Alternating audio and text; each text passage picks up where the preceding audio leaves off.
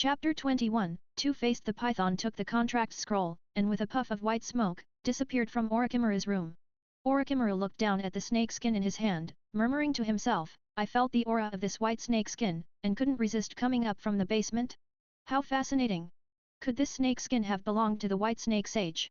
The White Snake Sage, ruler of Ryokai Cave, was one of the three legendary sages, alongside the Slug Sage and Toad Sage.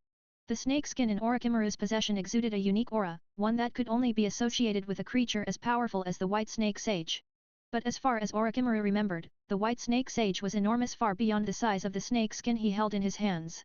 The pieces didn't seem to fit together. Forget it, Orochimaru shook his head, dismissing the thought. I can't access Ryokai Cave now anyway. Thinking too much won't lead to answers.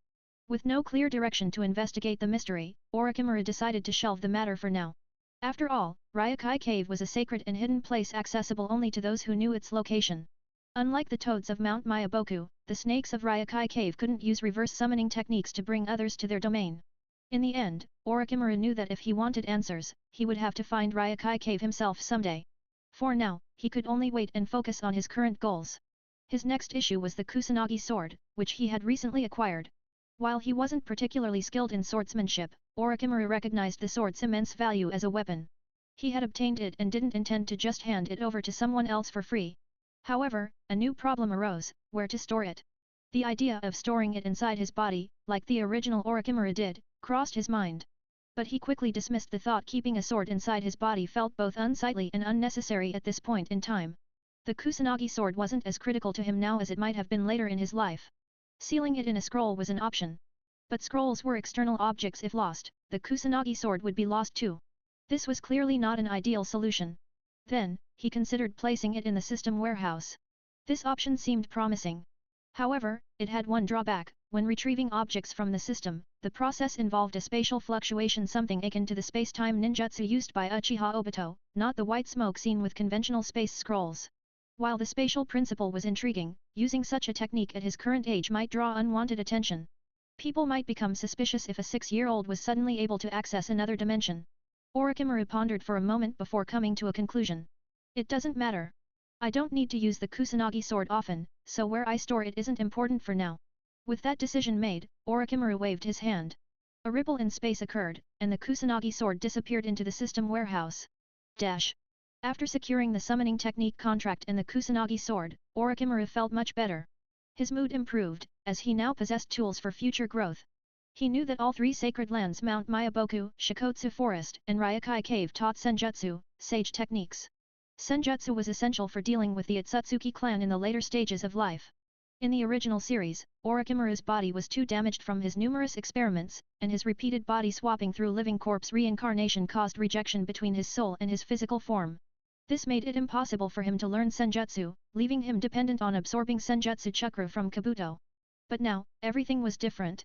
This younger version of Orochimaru still had plenty of potential. His body was untainted by the severe side effects of his future experiments, and he was filled with endless possibilities. He had big plans to surpass even the Orochimaru of the original timeline. The next morning, Orochimaru headed to the training grounds, continuing his usual routine. But before he even arrived, he could already hear a familiar voice bickering in the distance. I'm telling you, Orochimaru doesn't know how to summon anything. You didn't believe me yesterday, so do you believe me now? I asked him myself, and he said it. How can that be? Even you, an idiot, can summon. There's no way Orochimaru can't. Tsunade's voice retorted, disbelief clear in her tone. Idiot? Did you just call me an idiot, you flat-chested washboard? Jiraiya shot back, clearly offended. Flat chest? Say that again if you dare. Tsunade's face contorted with fury as veins bulged on her forehead. Her fist clenched tightly, her anger bubbling over. Jiraiya wasn't backing down. Yeah, you heard me. You're just a flat-chested, unfeminine. You're dead. Bang. Tsunade's punch shot out like a missile, but Jiraiya was already prepared this time and dodged it, grinning as he taunted her. Did you really think you could hit me again? You blockhead. Naya. Jiraiya made faces as he sprinted away, trying to stay one step ahead of Tsunade's wrath. Seeing that she couldn't catch him, Tsunade kept up her chase, clearly frustrated. But then... Oh, Orochimaru. Tsunade's eyes landed on Orochimaru, who had just arrived at the training grounds. She came to a halt, surprise evident on her face. Orochimaru. You're here. Tell her, you can't summon anything, right? Jiraiya ran up to Orochimaru like a man pleading for backup. Tsunade, now equally interested, turned her gaze to Orochimaru. She, too, was curious about the answer. Orochimaru remained calm. I can. Ha ha ha, Tsunade, you heard it. Wait, what? Jiraiya's triumphant smile faltered as his brain caught up to what Orochimaru had just said. You can. But that's not what you said yesterday. Jiraiya exclaimed, feeling as though he'd just been played. Orochimaru glanced at him. I couldn't summon anything yesterday. But today I can. What? Jiraiya and Tsunade stared at him, stunned. Learning to summon creatures overnight? What was going on? Ignoring their bewilderment, Orochimaru looked around. Where's Hiruzen-sensei? Oh, Hiruzen-sensei isn't coming today, Jiraiya replied, finally snapping out of his shock. He told us to wait for you and then head to the Konoha hospital to help out. The hospital?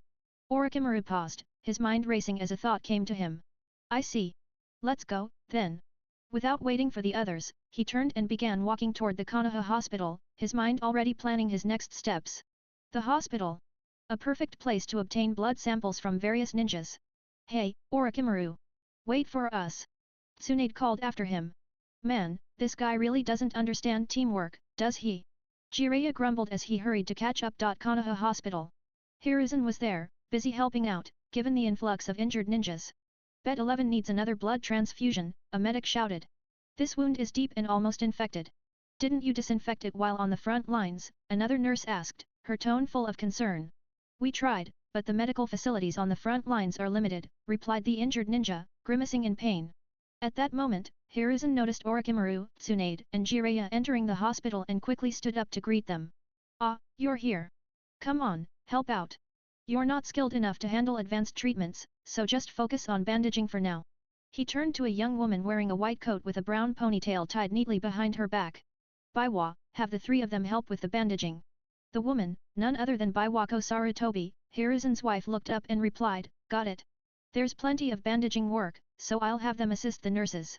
At this point, Baiwako was only in her 20s and already dedicated to her work as a medic nin. Orochimaru took a quick glance around the hospital. The number of injured people today was staggering, far more than he had ever seen on his previous visits. Why are there so many wounded?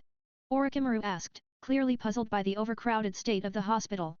Hiruzen smiled slightly, though there was a trace of sadness in his eyes. You're quite observant, Orochimaru. Well, it's no secret now, so I'll tell you. The fighting on the front lines has eased, and we've managed to transport some of the more seriously injured soldiers back to the village for proper treatment. Ah, I see, Orochimaru nodded in understanding. The sheer number of wounded was indeed the consequence of the ongoing war. The injured were being brought back from the front lines, those who had narrowly escaped death but still bore the marks of battle. This is war. Jiraiya muttered, looking at the injured shinobi with a pained expression. It's awful. Tsunade, standing beside him, wore a similarly somber look as she observed the wounded. For Orochimaru, however, the sight didn't evoke the much emotional reaction. He had mentally prepared himself for this, knowing full well the harsh reality of war. While he helped with the bandaging, he couldn't help but covertly scan the hospital for something else, his prey. It wasn't long before Orochimaru's eyes locked onto the hospital's blood storage room. Given how chaotic the hospital was today, no one would notice if he slipped in for a moment. That night, after a long day of helping at the hospital, Orochimaru returned home. He was exhausted but far too eager to rest just yet. On his desk were more than a dozen small syringes lined up neatly, each containing a small amount of red liquid blood samples Orochimaru had carefully extracted from the hospital's blood storage room. Despite his fatigue, he immediately began his testing. After everything he had learned so far, his interest in genetic research had only deepened. How could he possibly rest when such invaluable samples were at his disposal? Ding! It has been detected that this sample contains water attribute energy. Fusion will grant the power of water. Orochimaru's lips curled into a satisfied smile. As expected. Blood is the best genetic sample. He knew the results being detected reflected the chakra attributes of the blood donors. Previously, when he had tested Tsunade's hair, the system had only extracted a small amount of life energy. But now, with blood samples, he could unlock the chakra nature of other ninjas. Tsunade herself had chakra with 4 different attributes: water, fire, lightning, and earth. This difference between the energy extracted from her hair and blood made it clear to Orochimaru just how much more potential lay in the use of blood for genetic analysis. The tests continued. Ding! This sample contains 2 chakra attributes, fire and lightning. Fusion will grant the power of fire and lightning. Ding! This sample contains the wind attribute. One blood sample after another, each providing Orochimaru with valuable data. Some contained only a single attribute, while others had 2 or even 3. Then suddenly, ding! A special human gene sample has been detected. Fusion can grant the genetic traits of this sample. Special genes. Orochimaru's eyes narrowed in curiosity. System, check the details. Holding the syringe with the special blood sample in hand, Orochimaru's heart began to race as he awaited the analysis. Host, please wait. The system is analyzing the sample. Analysis complete. The gene belongs to the Uchiha clan. Fusion with this gene will grant the traits of the Uchiha, including the potential to awaken the Sharingan. The Uchiha clan. Orochimaru murmured, his golden eyes gleaming with excitement. When he had tested Tsunade's cells earlier, the system had only granted him a small portion of life energy, nothing particularly noteworthy. But now, this blood sample from the Uchiha clan promised something entirely different, the ability to inherit the traits of the Uchiha, possibly even the Sharingan. But why the difference? Why had Tsunade's hair yielded only a small amount of life energy, while this Uchiha blood sample promised the potential for far more powerful abilities? Senju and Uchiha are supposed to be genetically equal. So why did Tsunade's sample result in such a minor gain, while the Uchiha sample offers something far greater? Is it simply the difference between hair and blood? No. The reason lies in the activation of genetic traits. Tsunade has not awakened the sage body, which is why you cannot gain that ability from her genes. However, the owner of this Uchiha blood has awakened the Sharingan, which is why you can gain the power of the Uchiha through fusion. As the system explained, Orochimaru quickly grasped the concept. It wasn't just about having the right genes, it was about whether those genes had been activated. Tsunade had the potential for the sage body, but since she hadn't awakened that ability, it wasn't available for extraction. On the other hand, the Uchiha donor had already awakened the Sharingan, which meant that power was ripe for the taking. Orochimaru's knowledge of genetics and biology had grown immensely, and he understood that transplanting cells often resulted in rejection. But what made the Uchiha clan so special? Of course, it was the Sharingan, that dazzling, coveted dojutsu that many sought after but few could wield properly. The spiritual energy within the Sharingan was so potent that most people couldn't handle it. Only those with Uchiha blood could fully control the power of the Sharingan. Those like Kakashi, who had a transplanted Sharingan, couldn't activate or deactivate it at will. But now, if Orochimaru could successfully fuse this Uchiha gene into himself, he would not just transplant the Sharingan, he would awaken it as if he were born with Uchiha blood. 7 days later, the gene extraction task was complete, and the system had unlocked new data, the gene fusion process, as well as something called gene fusion fluid. With this new information, Orochimaru's suspicions were confirmed, he could now fuse the genes of others and gain their powers. This process was far more advanced than the crude cell transplants seen in the original series. It wasn't just about inserting cells from one person into another's body. It was about true fusion, extracting the genetic material of one individual, processing it, and then merging it with another person's genetic code using the gene fusion fluid. In other words, Orochimaru could now combine the traits of 2 different beings into one. If he mastered this technique, he could gain the power of anyone's bloodline. He could fuse Uchiha genes to awaken the Sharingan. He could fuse Hyuga genes to awaken the Byakugan. He could even fuse the genes of the first Hokage, Hashirama Senju, to awaken the sage body. Yes, awaken, not merely transplant. This was the key difference. By using gene fusion, he could naturally awaken the powers of other bloodlines within his own body. Gene fusion fluid can perfectly merge 2 different sets of genes. Orochimaru mused, his grin widening. Haha. So, if I truly master this technique, I could give anyone the Sharingan. I could give anyone the wood release. I could even extract the chakra of Asura and Indra and cultivate my own Rinnegan. His thoughts spiraled into deeper possibilities. The next task for Orochimaru was the creation of the gene fusion fluid, a scientific breakthrough that would bring him 8,000 technology points upon completion. But as Orochimaru glanced over the technology points he had accumulated, he realized that they held little immediate value for him. Most of the items he could purchase with them were auxiliary tools, useful, but not essential at this point in time. His focus had shifted entirely toward his current project. The subsequent unlocked technology, the gene repair fluid, didn't hold much appeal either, at least for now. The gene repair fluid could supposedly repair any severely damaged genes or cells, but Orochimaru's attention was focused on something else, the gene fusion fluid. With his priorities set, the next few months for Orochimaru were simple, a strict routine of research and missions. His days revolved around 2 main activities: completing the missions assigned by Hiruzen, and then immediately returning home to immerse himself in genetic experiments. Everything else happening in the world seemed irrelevant to him. The First Ninja World War was still raging, but as a genin, Orochimaru remained largely untouched by the direct consequences of the conflict. He felt no urgency, especially since the war was nearing its conclusion and Konoha had ample fighters at the ready. If the war had been more desperate, even genin like him would have been forced into the Chunin exams and sent to the battlefield. But for now, Orochimaru had time. Time to train, time to study, and time to pursue his scientific goals without distraction. And so, 2 years passed in the blink of an eye. By the end of Konoha year 18, Orochimaru was 8 years old. His home had transformed into a veritable laboratory, filled with a wide variety of animal and plant specimens. He smiled with satisfaction as he surveyed the rows of bottles and jars filled with preserved snakes, insects, rats, ants, birds, and other creatures. His experiments had yielded significant progress, and his house now resembled a full-fledged research facility, albeit a small one. In these 2 years, with the assistance of the system, Orochimaru had evolved into a genuine genetics expert. He had developed basic gene enhancement serums, gene repair fluids, gene extraction, and, most importantly, gene fusion fluids. His understanding of genetics now far surpassed anything this world had ever seen. Weapon technology had also been unlocked early in the process, but developing weapons required much larger equipment and access to rare minerals. With his current limited resources, there was no way for him to delve into weaponry. So, for the past 2 years, Orochimaru had dedicated himself entirely to genetic research. As Orochimaru studied genetics further, he had learned a crucial lesson: something he had once believed, based on human fantasy, was a myth. For example, he had once thought that simply transplanting ant genes into a human would grant that person hundreds of times the strength of an ant.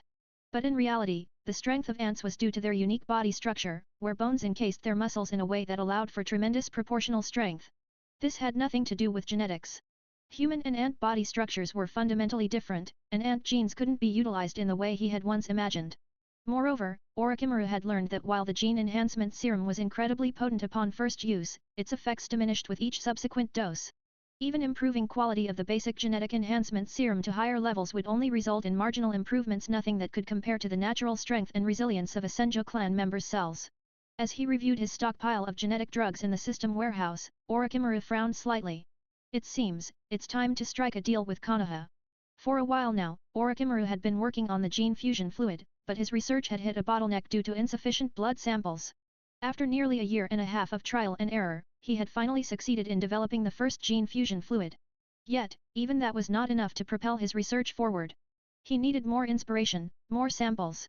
After completing the fusion fluid, he unlocked the gene repair fluid, followed by the intermediate gene enhancement serum. These 2 projects were relatively simple, extensions of his earlier research. It had taken him only 4 or 5 months to finish both.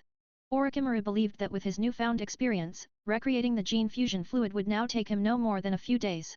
Scientific research was difficult, but once you crossed a certain threshold and had enough knowledge, it became easier to achieve breakthroughs with minimal effort. That was Orochimaru's current reality. If not for the help of the system, even he wouldn't have been able to make such immense progress in just over 2 years. But just as he immersed himself in his thoughts, a rapid knock sounded at his door. Orochimaru! Orochimaru! The voice called urgently. Orochimaru sighed, walking to the door. He opened it to find Jiraiya standing outside, his usual hyperactive energy practically radiating off him. Why are you yelling? Orochimaru asked, slightly irritated. I challenge you. Come on, let's go to the training ground. Jiraiya pointed enthusiastically in the direction of the training ground.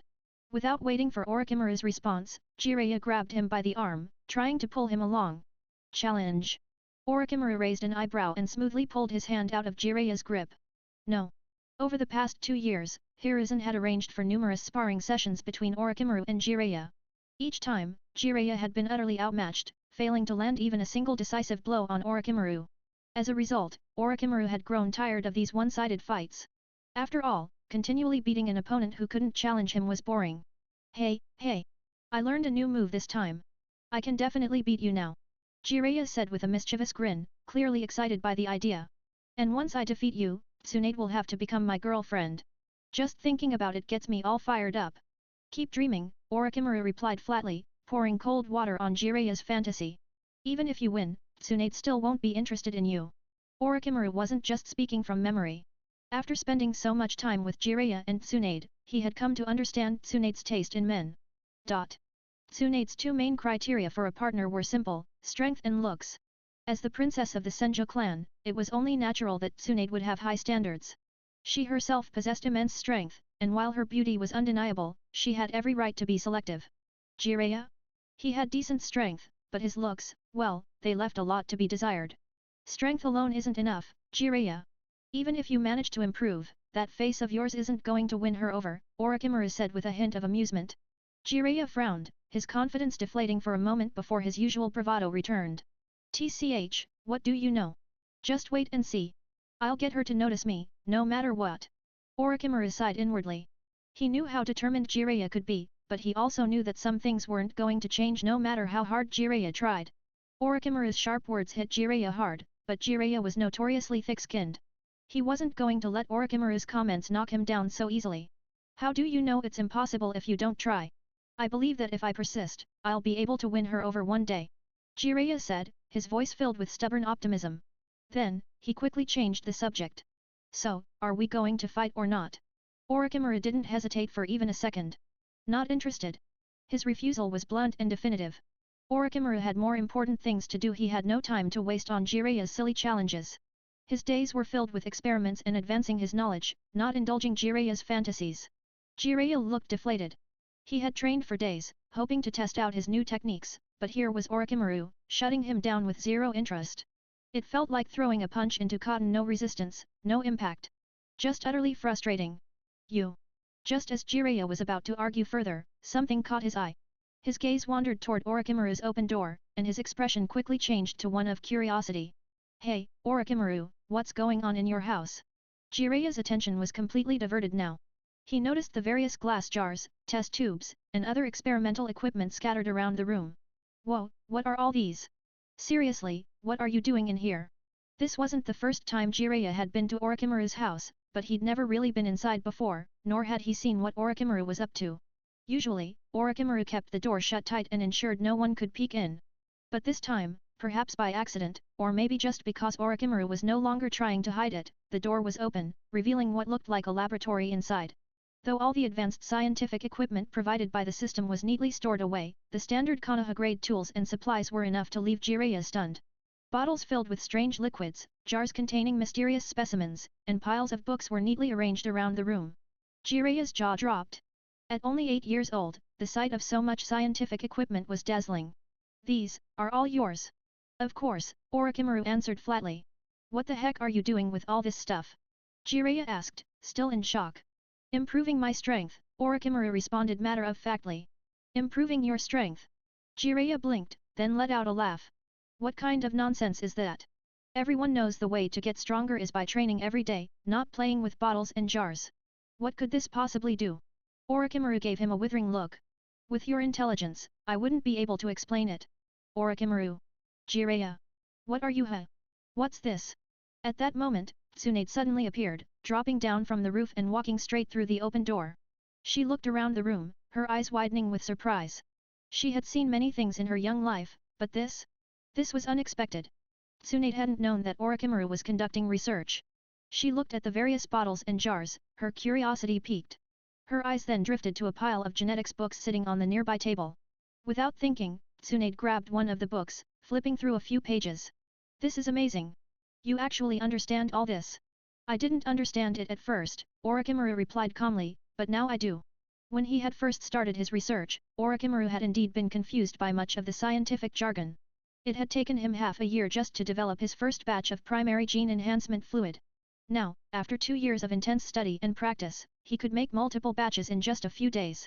Wait, you started studying this stuff a long time ago. Tsunade quickly grasped onto what Orochimaru had just said. Orochimaru nodded slightly.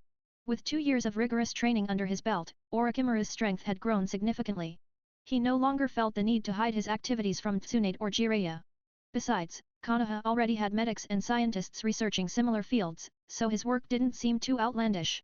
What set Orochimaru apart, though, was the fact that his research, guided by the system, was far more advanced than anything Konoha's researchers could dream of. Tsunade was stunned. A memory came rushing back 2.5 years ago, shortly after they had graduated from the academy. Orochimaru had borrowed some money from her. At the time, she hadn't thought much of it since Orochimaru had repaid her so quickly. Now, though, she realized he had probably used that money to fund these experiments. Oh my god, this is incredible. You were only 6 years old back then, and you were already researching all of this. Tsunade's mind raced, trying to process how a child one of her peers, no less, could have been doing such advanced research at such a young age. She couldn't help but wonder, was this because Orochimaru had lost his parents? Was his obsession with science a way of coping with that loss? Tsunade's empathy kicked in, and she immediately began to rationalize Orochimaru's actions. As expected of you, Orochimaru. You're incredible, she said with genuine admiration in her voice. But Jiraiya, having heard enough, couldn't hold back his skepticism any longer. What's so great about it? We're ninjas. Our strength comes from training and fighting, not from messing around with weird experiments like this. Jiraiya had conveniently forgotten that, just moments ago, he had been praising Orochimaru's skills. But now, seeing Tsunade admire Orochimaru's research stung him in some strange way, even if he couldn't quite understand why. Tsunade immediately shot back, even if you don't understand it, that doesn't make it any less impressive. Besides, anything is better than what you do, idiot. Yeah, I'm an idiot. But no matter how dumb I am, I'm still better than you, you flat-chested. Before Jiraiya could finish, Tsunade's temper flared. What did you just say? Jiraiya, you're dead. I'm dead? Ha! Come and catch me first. Jiraiya laughed, backing away with a smug grin. Enough, Orochimaru interjected sharply, his voice cold. Don't cause trouble in here. Tsunade and Jiraiya froze in their tracks. Even at 8 years old, Orochimaru had an aura that commanded attention and respect. His tone was enough to stop their bickering, at least for now. Jiraiya smirked, see? Orochimaru said not to cause any trouble. So stop picking fights with me, Tsunade. Tsunade, still seething, looked ready to throw another punch, but she held back, glancing at Orochimaru instead. Orochimaru, sensing the tension, decided to change the subject. Tsunade, Orochimaru said, I have to go see Hiruzen-sensei. Want to come with me? Of course, she replied quickly, seizing the opportunity to leave. The trio set off toward the Hokage's office. When they arrived at the Hokage building, Hiruzen greeted them almost immediately. He had a serious expression on his face. You came at just the right time, Hiruzen said. Based on your good performance in the village, I've decided that it's time for you to be deployed to the front lines. You'll get some real-world experience on the battlefield. Orochimaru's eyes narrowed slightly. Go back and prepare yourselves. We'll be leaving in an hour, Hiruzen added, his tone leaving no room for argument.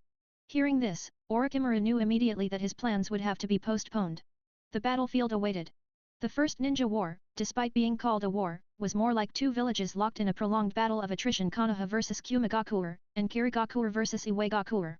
Compared to the large-scale conflicts that would occur in the future, this war was relatively monotonous. Still, the fighting dragged on for years, and Orochimaru couldn't quite understand how these small forces, with only a few thousand on each side, could sustain such a lengthy conflict. Are they really that cautious, dragging things out for years? Orochimaru mused to himself, though he quickly dismissed the thought. It wasn't his place to question the strategies of warlords or generals from centuries past.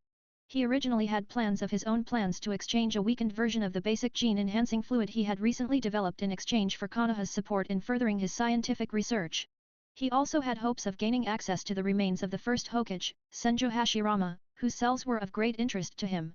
But with the sudden arrival of a mission, those plans had to be put on hold.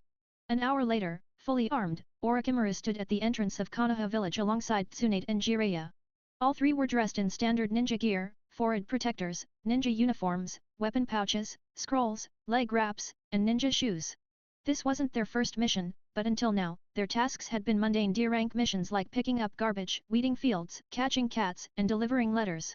On rare occasions, they had gone on missions outside the village, but those were just to deal with local bandits, hardly a challenge for any of them. In fact, they had never even encountered a true wandering ninja, much less an enemy of notable strength. The bandits they did fight were weak, the kind of scum that even Naruto's shadow clones could defeat in seconds later in the timeline. But this mission was different. When Orochimaru, Tsunade, and Jiraiya arrived at the entrance of Konoha, they found Hiruzen already waiting for them.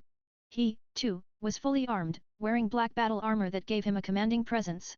Despite his serious appearance, there was a glint of pride in his eyes as he looked at his three students.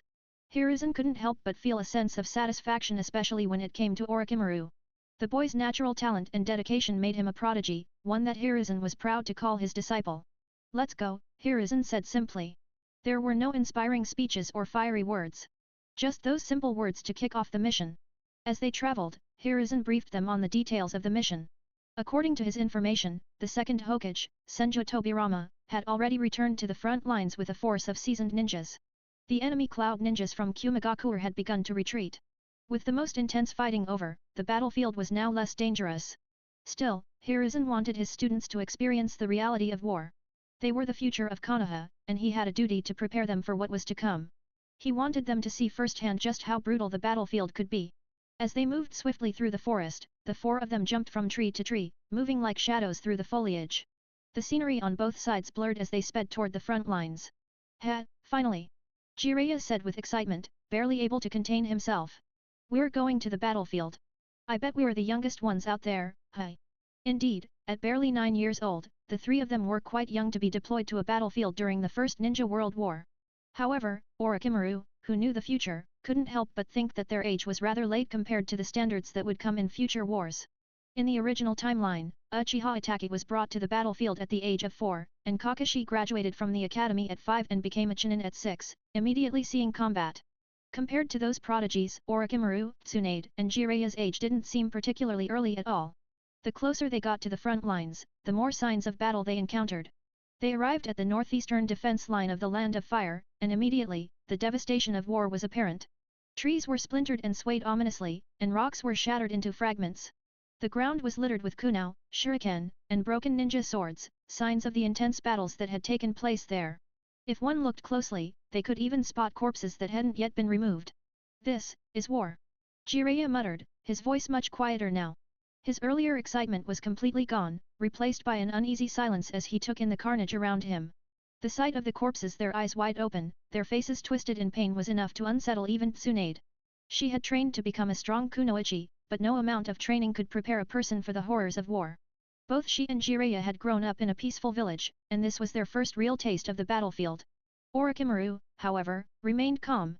Whether it was because of the mental fortitude he had developed in his previous life or because he had mentally prepared himself for what he knew was inevitable, he wasn't shaken by the scene before him. In fact, he felt a strange detachment. This wasn't the first time he had seen death, and it certainly wouldn't be the last. Be careful, Hiruzen said after checking the condition of the nearest corpse. We're still half a day's journey from the front line, but things can change quickly. The three young ninjas nodded, their senses sharp and alert. They were about to continue when suddenly, whoosh! Whoosh!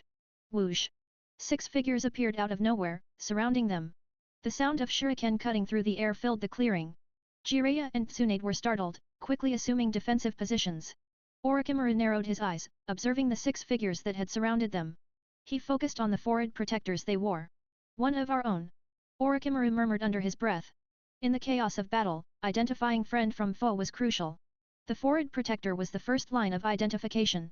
Even if an enemy used transformation jutsu, they wouldn't attack someone wearing the same village's protector unless they were absolutely sure.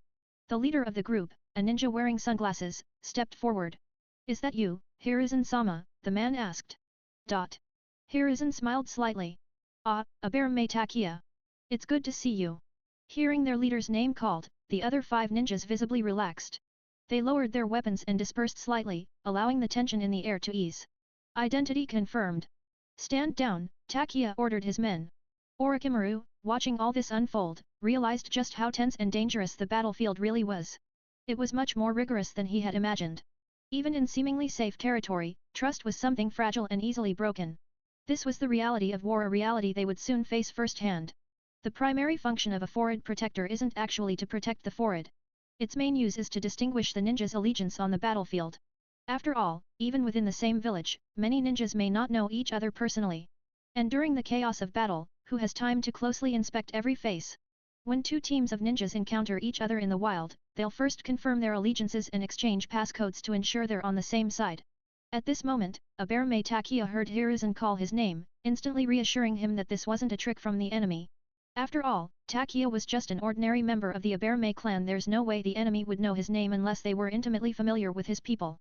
Once the 2 sides confirmed their identities, Hiruzen and Takia quickly exchanged information before continuing their march towards the front line with Orochimaru and the others.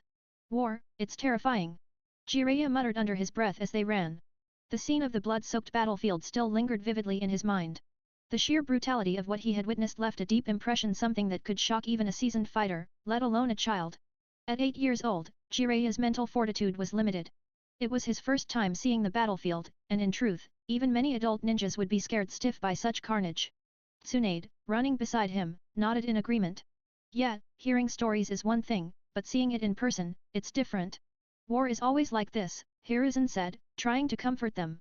You'll get used to it.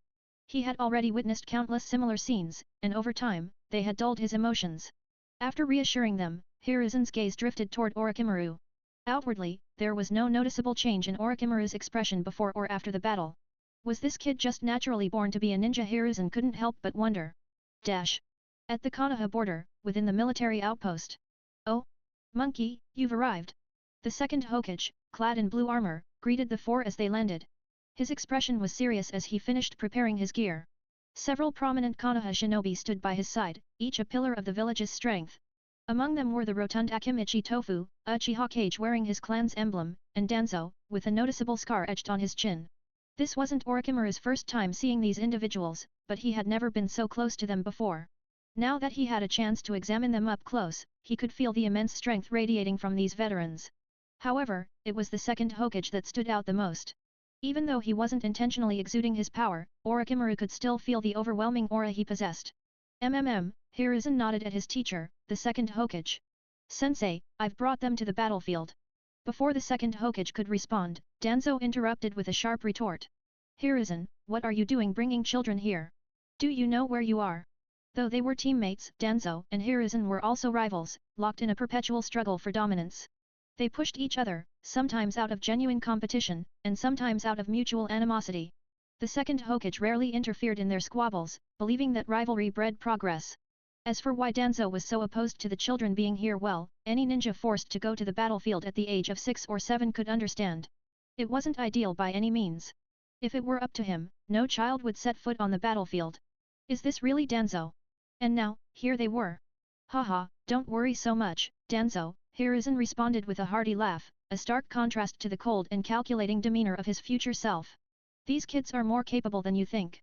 I'm sure nothing will go wrong. Danzo scoffed, clearly unconvinced. You'll regret it when something does happen. Enough, the second Hokage interrupted.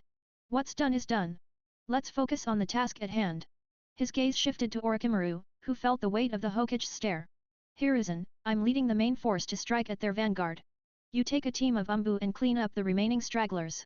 Yes, sir. The Umbu was a specialized unit created under the second Hokage's reign. Their full title was the Assassination and Tactical Special Forces, a team of elite ninja handpicked from the village's finest. Their responsibilities ranged from safeguarding the Hokage and the village from external threats to carrying out high-risk missions such as reconnaissance and assassination. The tasks were often dangerous, and sometimes mundane, such as guarding high-priority captives.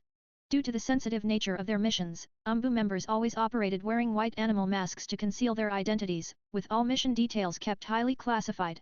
The Umbu reported directly to the Hokage, and orders were issued through the squad leader, who would then lead the team to execute their objectives.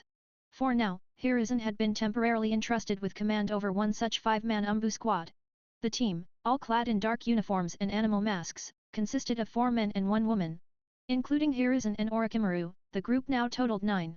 Their mission was to locate and eliminate Kumo ninjas, who, like themselves, were operating in small tactical squads.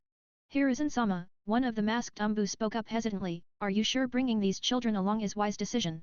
Hiruzen-sama, are you sure it's a wise decision to bring these children here? As they moved stealthily through the dense jungle, one of the Umbu members glanced over at Orochimaru and the others, his voice full of doubt. The Umbu squad was directly affiliated with the Hokage and usually handled highly specialized tasks, so they didn't often cross paths with others. They knew of Tsunade being a member of the prestigious Senju clan, but they had no idea who Jiraiya and Orochimaru were. On the battlefield, age wasn't the only concern. What truly mattered was whether someone had the strength to hold their own in a fight. Would these children be able to keep up, or worse, would they become liabilities in the heat of battle? Tsunade, being a Senju and a direct descendant of both the first and second Hokage, was an exception. Even if her strength wasn't fully developed, no one could completely disregard her potential. But Jiraiya and Orochimaru? They were clearly from civilian backgrounds. How much combat ability could children of commoners really possess? Eagle, don't underestimate them, Sarutobi Hiruzen said with a slight smile, understanding the Umbu captain's skepticism. If a fight breaks out, you might be surprised. You could end up being no match for them. Umbu members each had codenames, and this captain's was Eagle. Eagle's eyes narrowed in dissatisfaction at Sarutobi's words. With all due respect, Hiruzen-sama, I know they're your disciples, but don't you think that's a bit much? That's right, they're just kids, one of the other Umbu chimed in. I mean, it's not like they've seen real battle yet, another added. Several Umbu members immediately voiced their agreement, their dismissive tones making it clear they didn't think much of Jiraiya and Orochimaru. After all, no matter how talented these two civilian children might be, what could they really do at just 8 years old? Even prodigies from prominent clans wouldn't be expected to match the skills of trained Umbu members. To them, it was laughable that these kids were even here. Sarutobi, however, only chuckled lightly. Eagle, fox. After all your years as ninja, surely you've realized by now that geniuses do exist in this world, right? Geniuses? Eagle scoffed, his skepticism palpable. Maybe, but no matter how much talent they have, there's still a limit to what children can do. They can't be that powerful. Isn't that the truth? Another Umbu muttered in agreement. Before the conversation could continue, Tsunade and Jiraiya, having overheard everything, couldn't hold back their frustration any longer. Hey, uncles from Umbu, don't look down on us like that. Jiraiya snapped. That's right. We're stronger than you think. Tsunade added, her eyes narrowing in defiance. The three young ninjas had always been exceptionally talented. Even though they were still young, their skills already surpassed many of their peers.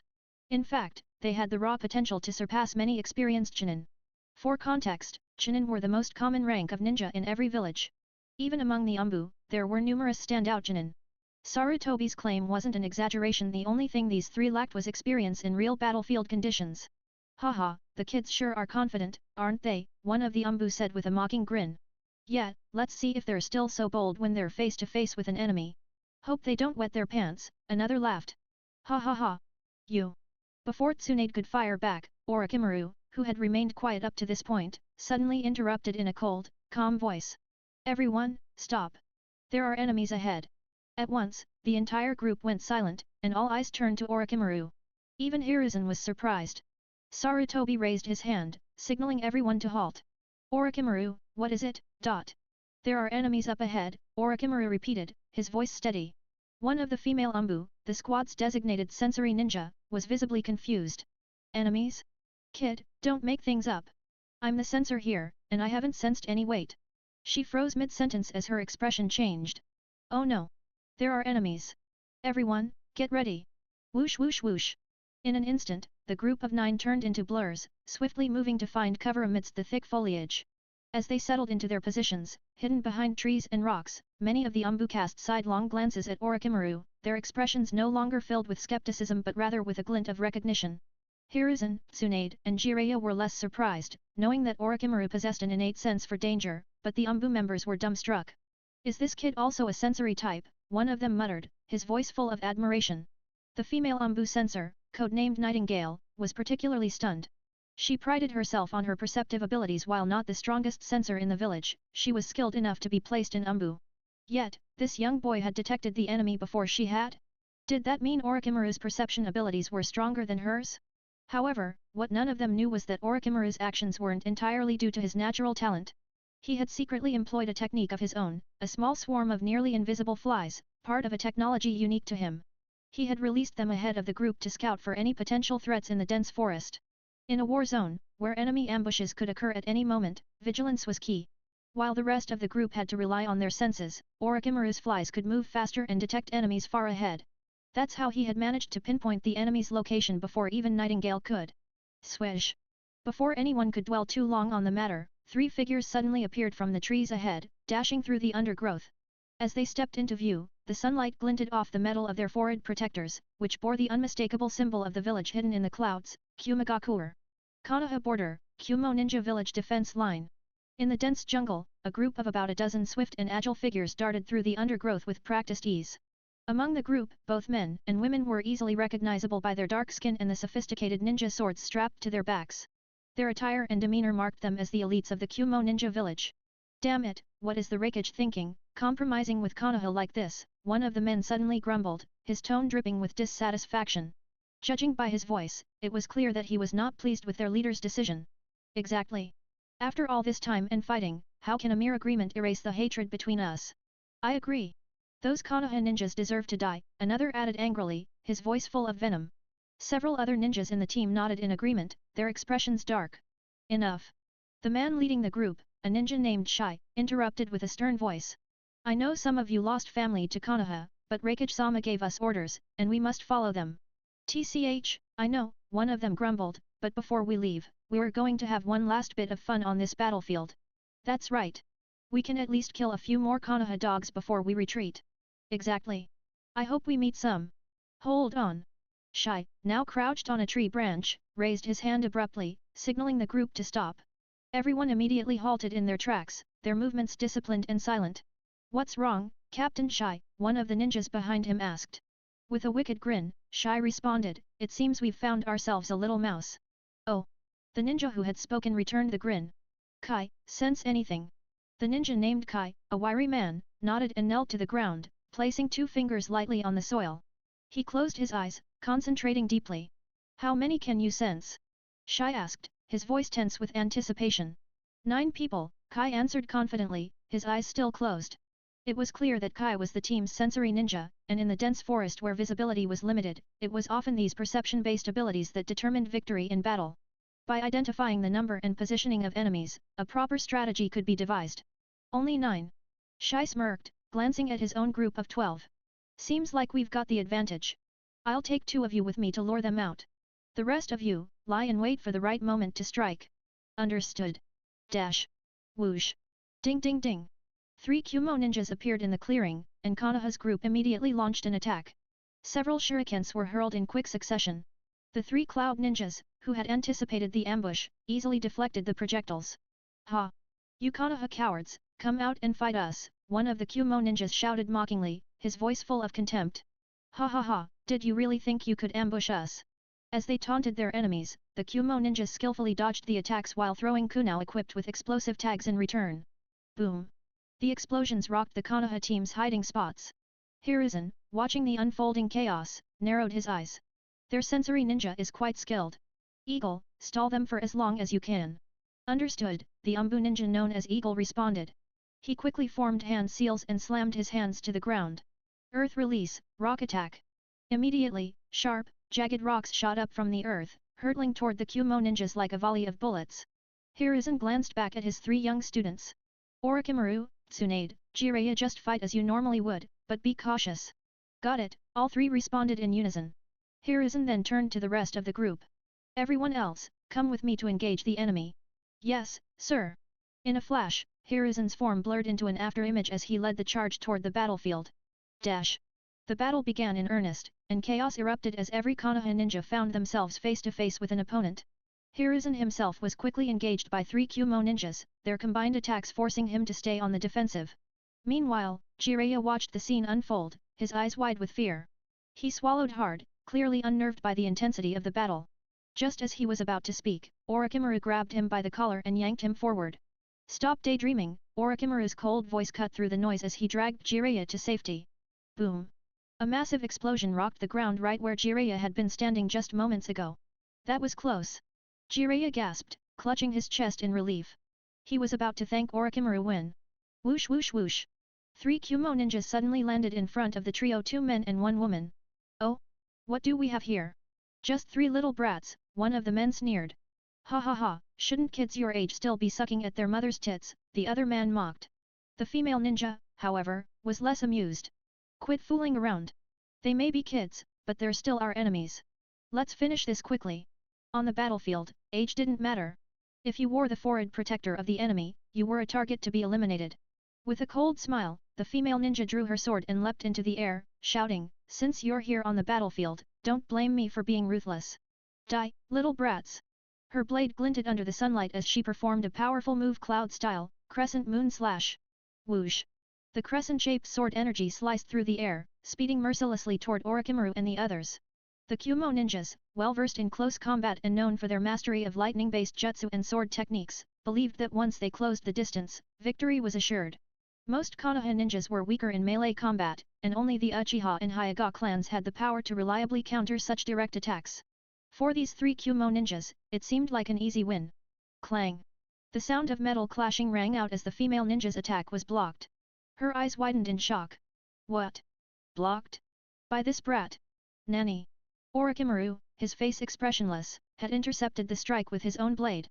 Without a word, his left sleeve suddenly burst open, and countless snakes shot out from his arm. Hidden shadow snake hands. The snakes lunged at the Kumo ninjas with terrifying speed. Jiraiya! Orochimaru shouted. Got it! Jiraiya finally snapped out of his daze, quickly forming hand seals. Ninja art, Needle Jizo. Spikes of hardened hair shot out from Jiraiya's head, creating a defensive barrier as sharp as steel. Watch out, one of the Kumo ninjas yelled. But before they could react, Tsunade, with a battle cry, charged forward and slammed her fist into the ground. Boom! The earth cracked under her punch, sending tremors rippling through the battlefield. Amidst the chaos, one of the Kumo ninjas shouted, "Your opponent is me. Let's see if you can survive this." Hidden Shadow Snake Hands. This was Orochimaru's signature technique. After receiving the summoning jutsu 2 years ago, Orochimaru had developed this technique as an extension of it. For him, learning ninjutsu had become far easier compared to the complex process of scientific research. Scientific projects, even the simplest ones, could take anywhere from half a year to a couple of years to complete. Even with his expertise in creating genetic enhancement serums, it still took him 2 months to develop the genetic repair fluid he had been working on. But ninjutsu? That was a different story. The principles behind most ninjutsu, excluding secret techniques and Kekkei Genkai, bloodline limits, were relatively straightforward. With a teacher to guide him, Orochimaru could learn new techniques in a day, maybe 2 at most. Even without a teacher, if he studied a technique independently, it rarely took more than 3 days. Hidden Shadow Snake Hands was a summoning-based ninjutsu. Orochimaru, with his vast intellect, had taken just 3 days to create the technique using necromancy principles and his extensive knowledge of summoning. While this technique might not have seemed overwhelmingly powerful in the grand scope of things, and it was rarely lethal in the original works, its true value lay in its utility. The countless snakes that erupted from Orochimaru's arm each served a distinct purpose: intimidation, binding, and capturing. The best part? The jutsu required no hand seals, making it incredibly convenient and fast to execute. Unless you were a speed-type ninja, dodging this technique was nearly impossible. At this moment, the female Kumonin was no slouch. She wasn't slow and hadn't underestimated her opponents, but she never anticipated that Orochimaru would be able to block her swift sword strike with just a kunai. Even more, she never expected Orochimaru to attack her with such an unusual method. She was completely caught off guard. The moment her sword was parried by Orochimaru's kunai, the serpents from his sleeves lunged at her, biting and constricting her. In that instant, she realized something was terribly wrong, but it was already too late. Whoosh whoosh whoosh. From Jiraiya's head and body, countless white strands of hair shot out like needles, sharp and dense as rainfall. The female Kumo ninja, trapped by Orochimaru's serpents, had no time to evade. The white hair needles, with their immense penetrating power, tore through the air toward her. She tried to struggle, but Orochimaru's snakes had her completely bound. She couldn't move. Unlike Tsunade and Sakura, who possessed monstrous strength, most ninjas couldn't break free from such a tight bind. Her teammates saw her predicament and tried to rush to her aid, but Tsunade blocked their path with a devastating punch to the ground. Boom! The earth shattered under her fist, sending chunks of rock flying in all directions. Puff puff puff! Almost simultaneously, Jiraiya's needle Jizo rained down upon the female Kumo ninja, turning her into a bloody pincushion. She didn't even have time to scream before she was reduced to a lifeless husk. Damn it! These brats! The 2 remaining Kumo ninjas were enraged. They had underestimated these kids, thinking the battle would be a simple task. They never imagined that one of their own would be killed so swiftly. Bastards, Yuru! What's happening over there? The Kumo captain, Shai, heard the death cry of his comrade from across the battlefield. Mid-fight, he called out angrily, trying to make sense of how one of his adult ninja had been taken down by mere children. They hadn't even decided the outcome of their own fight yet, and these kids were already handling their side of the battle? It didn't make sense. He needed answers. Yuru, one of the remaining Kumo ninjas, grit his teeth in frustration and fury. These aren't ordinary brats. Damn it, I'm going to kill them. His voice was filled with rage and disbelief. Both Yuru and his remaining teammate gripped their ninja swords tightly, their eyes locked on the 3 young Konoha ninjas in front of them. They could no longer afford to underestimate these kids, they had to avenge their fallen comrade. At the same time, Orochimaru calmly observed the situation. His eyes flickered toward his kunai, which now had a noticeable chip in its blade from blocking the enemy's attack.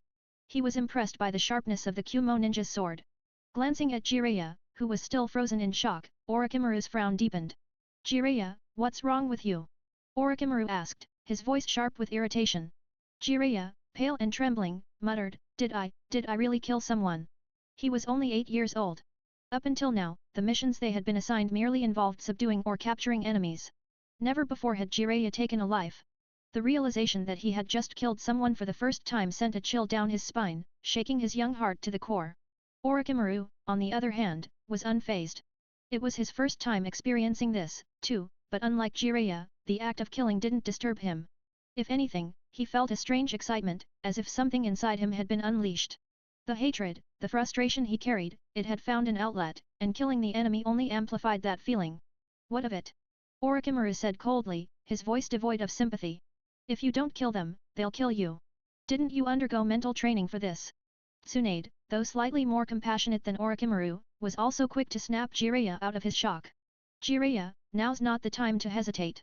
This is war.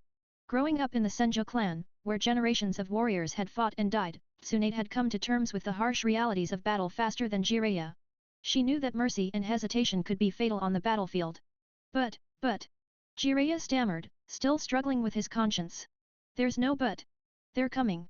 Orochimaru interrupted harshly. The two remaining Kumo ninjas, enraged by their comrade's death, were already charging at them with their swords drawn, ready for revenge. The three young Konoha ninjas quickly fell back, trying to maintain some distance as the Kumo ninjas pressed forward. Meanwhile, the battle around them was becoming more intense. Elsewhere on the battlefield, other ninjas were beginning to suffer casualties. Earth release, earth flow river. The ground beneath one of the Kumo ninjas suddenly turned soft and slippery, forming a river of mud that dragged him down. Before he could react, his legs were caught in the mire, making it impossible for him to escape. Cloud style, downward slash. In another part of the battlefield, a Konoha Umbu ninja was struck by a Kumo ninja's blade, a deep gash opening across his chest. Blood splattered as the ninja grunted in pain, stumbling backward. Shuriken, kunao, and explosive tags flew through the air, detonating across the forest as the sounds of battle filled the entire area. Hiruzen, after quickly dispatching one of the Kumo ninjas, glanced over at the three children who were still engaged in a fierce fight with their opponents. His eyes narrowed with concern as he noticed that the two remaining Kumo ninjas seemed to be gaining the upper hand. Orochimaru. Now's your chance, use it! He shouted, signaling to his student. Orochimaru's eyes gleamed with understanding. Without hesitation, he flicked his wrist, pulling out a kunao with an explosive tag attached to it and hurling it toward the enemy. Boom! The explosion forced the two Kumo ninjas to retreat, momentarily creating a gap between them and the young Konoha ninjas. Whoosh whoosh whoosh! Orochimaru, Tsunade, and Jiraiya immediately regrouped, standing back to back. Without a word, they bit their thumbs, drawing blood, and began forming hand seals in perfect synchrony. Boar rightward arrow, dog rightward arrow, bird rightward arrow, monkey rightward arrow, ram. Summoning jutsu. In unison, they slammed their palms onto the ground. Bang! Bang! Bang! Three enormous clouds of white smoke exploded from the ground, billowing up and covering the battlefield. As the smoke quickly dissipated, three gigantic summons appeared in front of the stunned enemies. But that wasn't all, there was a fourth summon. Standing tall beside the three young summons was Hiruzen's own summon, the powerful Monkey King Inma. The Kumo ninjas stared in disbelief as the massive creatures loomed before them. Orochimaru's massive snake, Jiraiya's toad, Tsunade's slug, and Sarutobi's Monkey King were now all on the battlefield. TCH. Damn it, one of the Kumo ninjas cursed under his breath. He knew the tide of battle had shifted dramatically. These were no ordinary brats, they were clearly prodigies trained by one of the greatest ninjas in Konoha. The odds of winning had just plummeted. Get ready! Shy, still locked in combat, Hiruzen shouted to his team. We can't back down now. With their massive summons backing them, Orochimaru, Jiraiya, and Tsunade prepared for the next phase of the battle. The real fight was about to begin, and this time, the Kumo ninjas were up against forces far beyond what they had anticipated. With a confident smirk, Orochimaru gripped his kunao tighter, his cold eyes fixed on the enemy. Let's finish this! Summon beasts! These kids are incredible! Amazing! The Konoha Umbu, though fully engaged in their own battles, couldn't help but notice out of the corner of their eyes the massive figures that appeared alongside the young Sunin. Their hearts swelled with admiration for the three children they had previously doubted. At this moment, they finally recognized the strength and potential of Orochimaru, Jiraiya, and Tsunade. After all, not every ninja had the ability to summon ninja beasts. And having a combat-ready summon on the battlefield significantly enhanced a ninja's strength, especially in prolonged engagements. The Umbu knew this all too well from their own experiences. Hateful. The Kumo ninjas, once filled with confidence, now stood frozen, gripping their swords tightly, their faces filled with terror as they looked up at the three ninja beasts summoned by the Konoha brats. Two of the summoned creatures, a toad and a slug, didn't appear particularly threatening at first glance. The slug seemed passive, and the toad didn't look like much of a fighter either. But the enormous flower-patterned python? It radiated menace, its thick body coiled and ready to strike, and its sharp eyes gleamed dangerously. Tsunade-sama. The voice of the slug, Katsuyu, was soft and melodic, instantly calming anyone who heard it. Jiraiya's summon, a small toad, sighed deeply before speaking. Jiraiya, I was enjoying some peace and quiet, and you call me out now? TCH. Wait, have you brought me to a battlefield? As soon as the summon beasts appeared, they immediately spoke to their summoners. However, Orochimaru's python said nothing aloud, simply hissing in anticipation. Deep within Orochimaru's mind, the serpent's voice slithered into his thoughts, acknowledging him, Master. Dash. Before Orochimaru's defection, the bonds between the three young ninjas were truly remarkable. Even Orochimaru, who rarely showed much sentimentality, couldn't help but feel a tinge of nostalgia and camaraderie as he stood with his teammates. For 2 years now, under the guidance of Sarutobi Hiruzen, the three of them had trained side by side, building not just strength but mutual trust. Their teamwork had only grown stronger. The hidden shadow snake hands combined with Jiraiya's needle Jizo, for example, was a deadly combination they had perfected through practice. The synchronization they had with their summon beasts was no different. Signing a blood contract was the key to summoning beasts, and the size and power of the summoned creature often depended on the chakra capacity of the ninja. Tsunade's slug, Katsuyu, could adjust her size depending on the amount of chakra Tsunade poured into the summoning. Similarly, Orochimaru's snakes and Jiraiya's toads would vary in species and strength according to the chakra available. At the tender age of 8, the Sunin still had limited chakra reserves. Consequently, the summon beasts they summoned weren't as large as the ones they would summon in the future. Currently, Tsunade's slug and Jiraiya's toad were only slightly taller than an adult human. Orochimaru's summoned snake, while formidable, was about 7 to 8 meters long, its body thicker than a grown man's thigh. That being said, Orochimaru had already taken intermediate gene enhancement serum, which had doubled his chakra capacity over the past 2 years. His real strength far surpassed what he was showing now. However, to keep pace with Tsunade and Jiraiya, he had opted for a smaller summon, knowing that channeling a larger snake might create unnecessary complications. Dash. In truth, Orochimaru had to be cautious when summoning snakes, especially when it came to summoning the largest and most dangerous one Manda. Unlike the other summoned creatures, the snakes from Ryokai Cave were notoriously vicious and independent. Even Manda, who had intelligence far beyond an ordinary beast, was cruel, cold-blooded, and often defiant. If Orochimaru ever summoned Manda, he would likely need to wrestle with the snake to establish control. At this stage, that wasn't necessary, nor did Orochimaru have the time or inclination to deal with such a rebellious creature. Dash. Returning to the battle at hand, the Kumo ninjas who once held the advantage in numbers now found themselves evenly matched. Worse yet, they had underestimated Sarutobi Hiruzen and, by extension, his students. Hiruzen had already eliminated one enemy ninja, and the young Sunin trio had quickly dispatched another with their surprise attack. Now, the Kumo ninjas had only one extra member on their side. But as soon as the 4 summon beasts appeared, their numerical advantage vanished. Hiruzen Monkey King Inma, in particular, struck fear into the hearts of the remaining Kumo ninjas. Inma was a nightmare for anyone who faced him in battle. His immense strength and sharp claws could tear through even the strongest defenses and, as the Kumo ninjas quickly learned, he could grab their ninja swords directly with his powerful hands. Ding ding! Bang bang! Tsunade, get out of the way! Orochimaru shouted. Got it! Tsunade responded instantly, pushing off the ground with her toes and leaping back gracefully, giving Orochimaru and Jiraiya space to move. The two boys quickly formed hand seals, preparing to launch a combined attack on the Kumo ninjas now entangled with the psychic beasts. Fire release, flame bullet. Wind release, great breakthrough. Fire and wind combined in perfect harmony, the wind fanning the flames into a massive inferno that surged toward the remaining Kumo ninja. Whoosh! The fire roared across the battlefield like a wildfire, consuming everything in its path. Within moments, screams echoed from the flames as the Kumo ninjas were caught in the searing heat. Dash! Shuriken, kunao, explosive tags, and the roars of summon beasts filled the battlefield with a cacophony of sound and fury. The overwhelming difference in power between the Konoha ninjas and their Kumo opponents became painfully clear as the fight drew to a close. White-haired ape! Damn it! You're Hiruzen Sarutobi! The Kumo Jonin Shai, after witnessing the white-haired furred monkey King Inma and recognizing Hiruzen's combat prowess, finally realized who he was up against. His voice trembled with anger and fear. The image of Hiruzen had been imprinted deeply into the minds of the Kumo ninjas from previous battles. But it wasn't just Hiruzen himself, it was the fearsome white-haired ape that haunted them most. Hiruzen, his face calm but resolute, glanced at the remaining Kumo ninjas and spoke softly, "This war should have ended long ago. Why are you still so stubborn?" Ended. Shai's voice cracked with bitter laughter. "You're so naive. Die!" With a roar of desperation, Shai gripped his sword and rushed at Hiruzen once more. He knew full well that he was no match for the man in front of him. But retreat was not an option.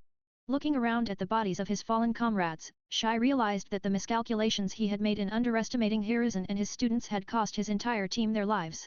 What would be the point of returning now? He had nothing left, no teammates, no family. Rather than continue living with the shame of this failure, it was better to die here, on the battlefield. He had made peace with his fate. Ninjas should die on the battlefield. Whoosh! With a single swift motion, Hiruzen's kunai pierced Shai's heart from behind, gleaming with cold finality as it delivered the killing blow. The battle was over. Bang, bang, bang! As the last Kumo ninja hit the ground, the 4 summoned beasts disappeared in clouds of white smoke, leaving the battlefield eerily silent once again.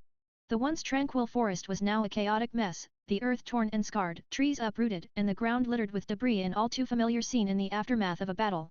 The Konoha Umbu quickly moved in to assess the battlefield, checking for any signs of lingering danger. "You kids did an amazing job," one of the Umbu members approached the trio, his voice filled with admiration. To think that these were just children who had shown such combat proficiency and teamwork on their first real battlefield experience. It was simply unbelievable. "Orochimaru, Jiraiya, Tsunade, you really are something special." "Where? No way." Jiraiya stammered awkwardly, his face flushed with embarrassment. Tsunade and Orochimaru handled the compliment calmly, but Jiraiya couldn't help feeling ashamed. He had panicked the most during the battle. If Orochimaru hadn't been there to pull him out of danger, he likely would have been seriously injured or worse. Still, Jiraiya was no coward. He had managed to hold his ground after that initial panic, but he couldn't shake the feeling that he was still lagging behind his teammates. Meanwhile, Orochimaru ignored the praise and the small talk. His gaze shifted to the Kumo ninjas who had been incapacitated but were still alive, groaning on the ground. A strange, inexplicable feeling surged within him. He gripped his kunai tightly and began walking toward the injured Kumo ninjas. "Hey, Orochimaru! What are you doing?" Jiraiya shouted, his voice laced with concern. Thud.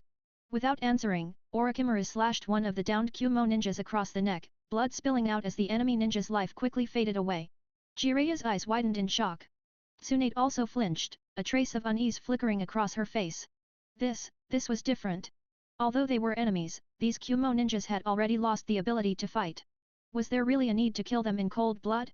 Hiruzen, watching from a distance, noticed Orochimaru's actions. He raised an eyebrow, momentarily surprised, but quickly returned to his usual expression. This was war, after all. Such actions weren't uncommon. Only the Umbu captain, Eagle, showed a more pronounced reaction. Behind his mask, a cold smirk formed. "This kid, he's perfect for Umbu." Shaking his head, Eagle called over one of his uninjured subordinates. Together, they moved across the battlefield, mercilessly finishing off the rest of the incapacitated Kumo ninjas. It was Umbu's job to clean up loose ends, and this was no different. Hiruzen didn't stop them. He wasn't soft-hearted as the future might suggest. During his prime, Hiruzen was an elite jonin, having killed countless enemies. Sparing incapacitated foes? That was simply not an option in war. They couldn't afford to let any enemies escape or report back. However, for Tsunade and Jiraiya, witnessing Umbu's clinical efficiency and cold execution was a sobering moment. It was as if the reality of what it truly meant to be a ninja had finally sunk in.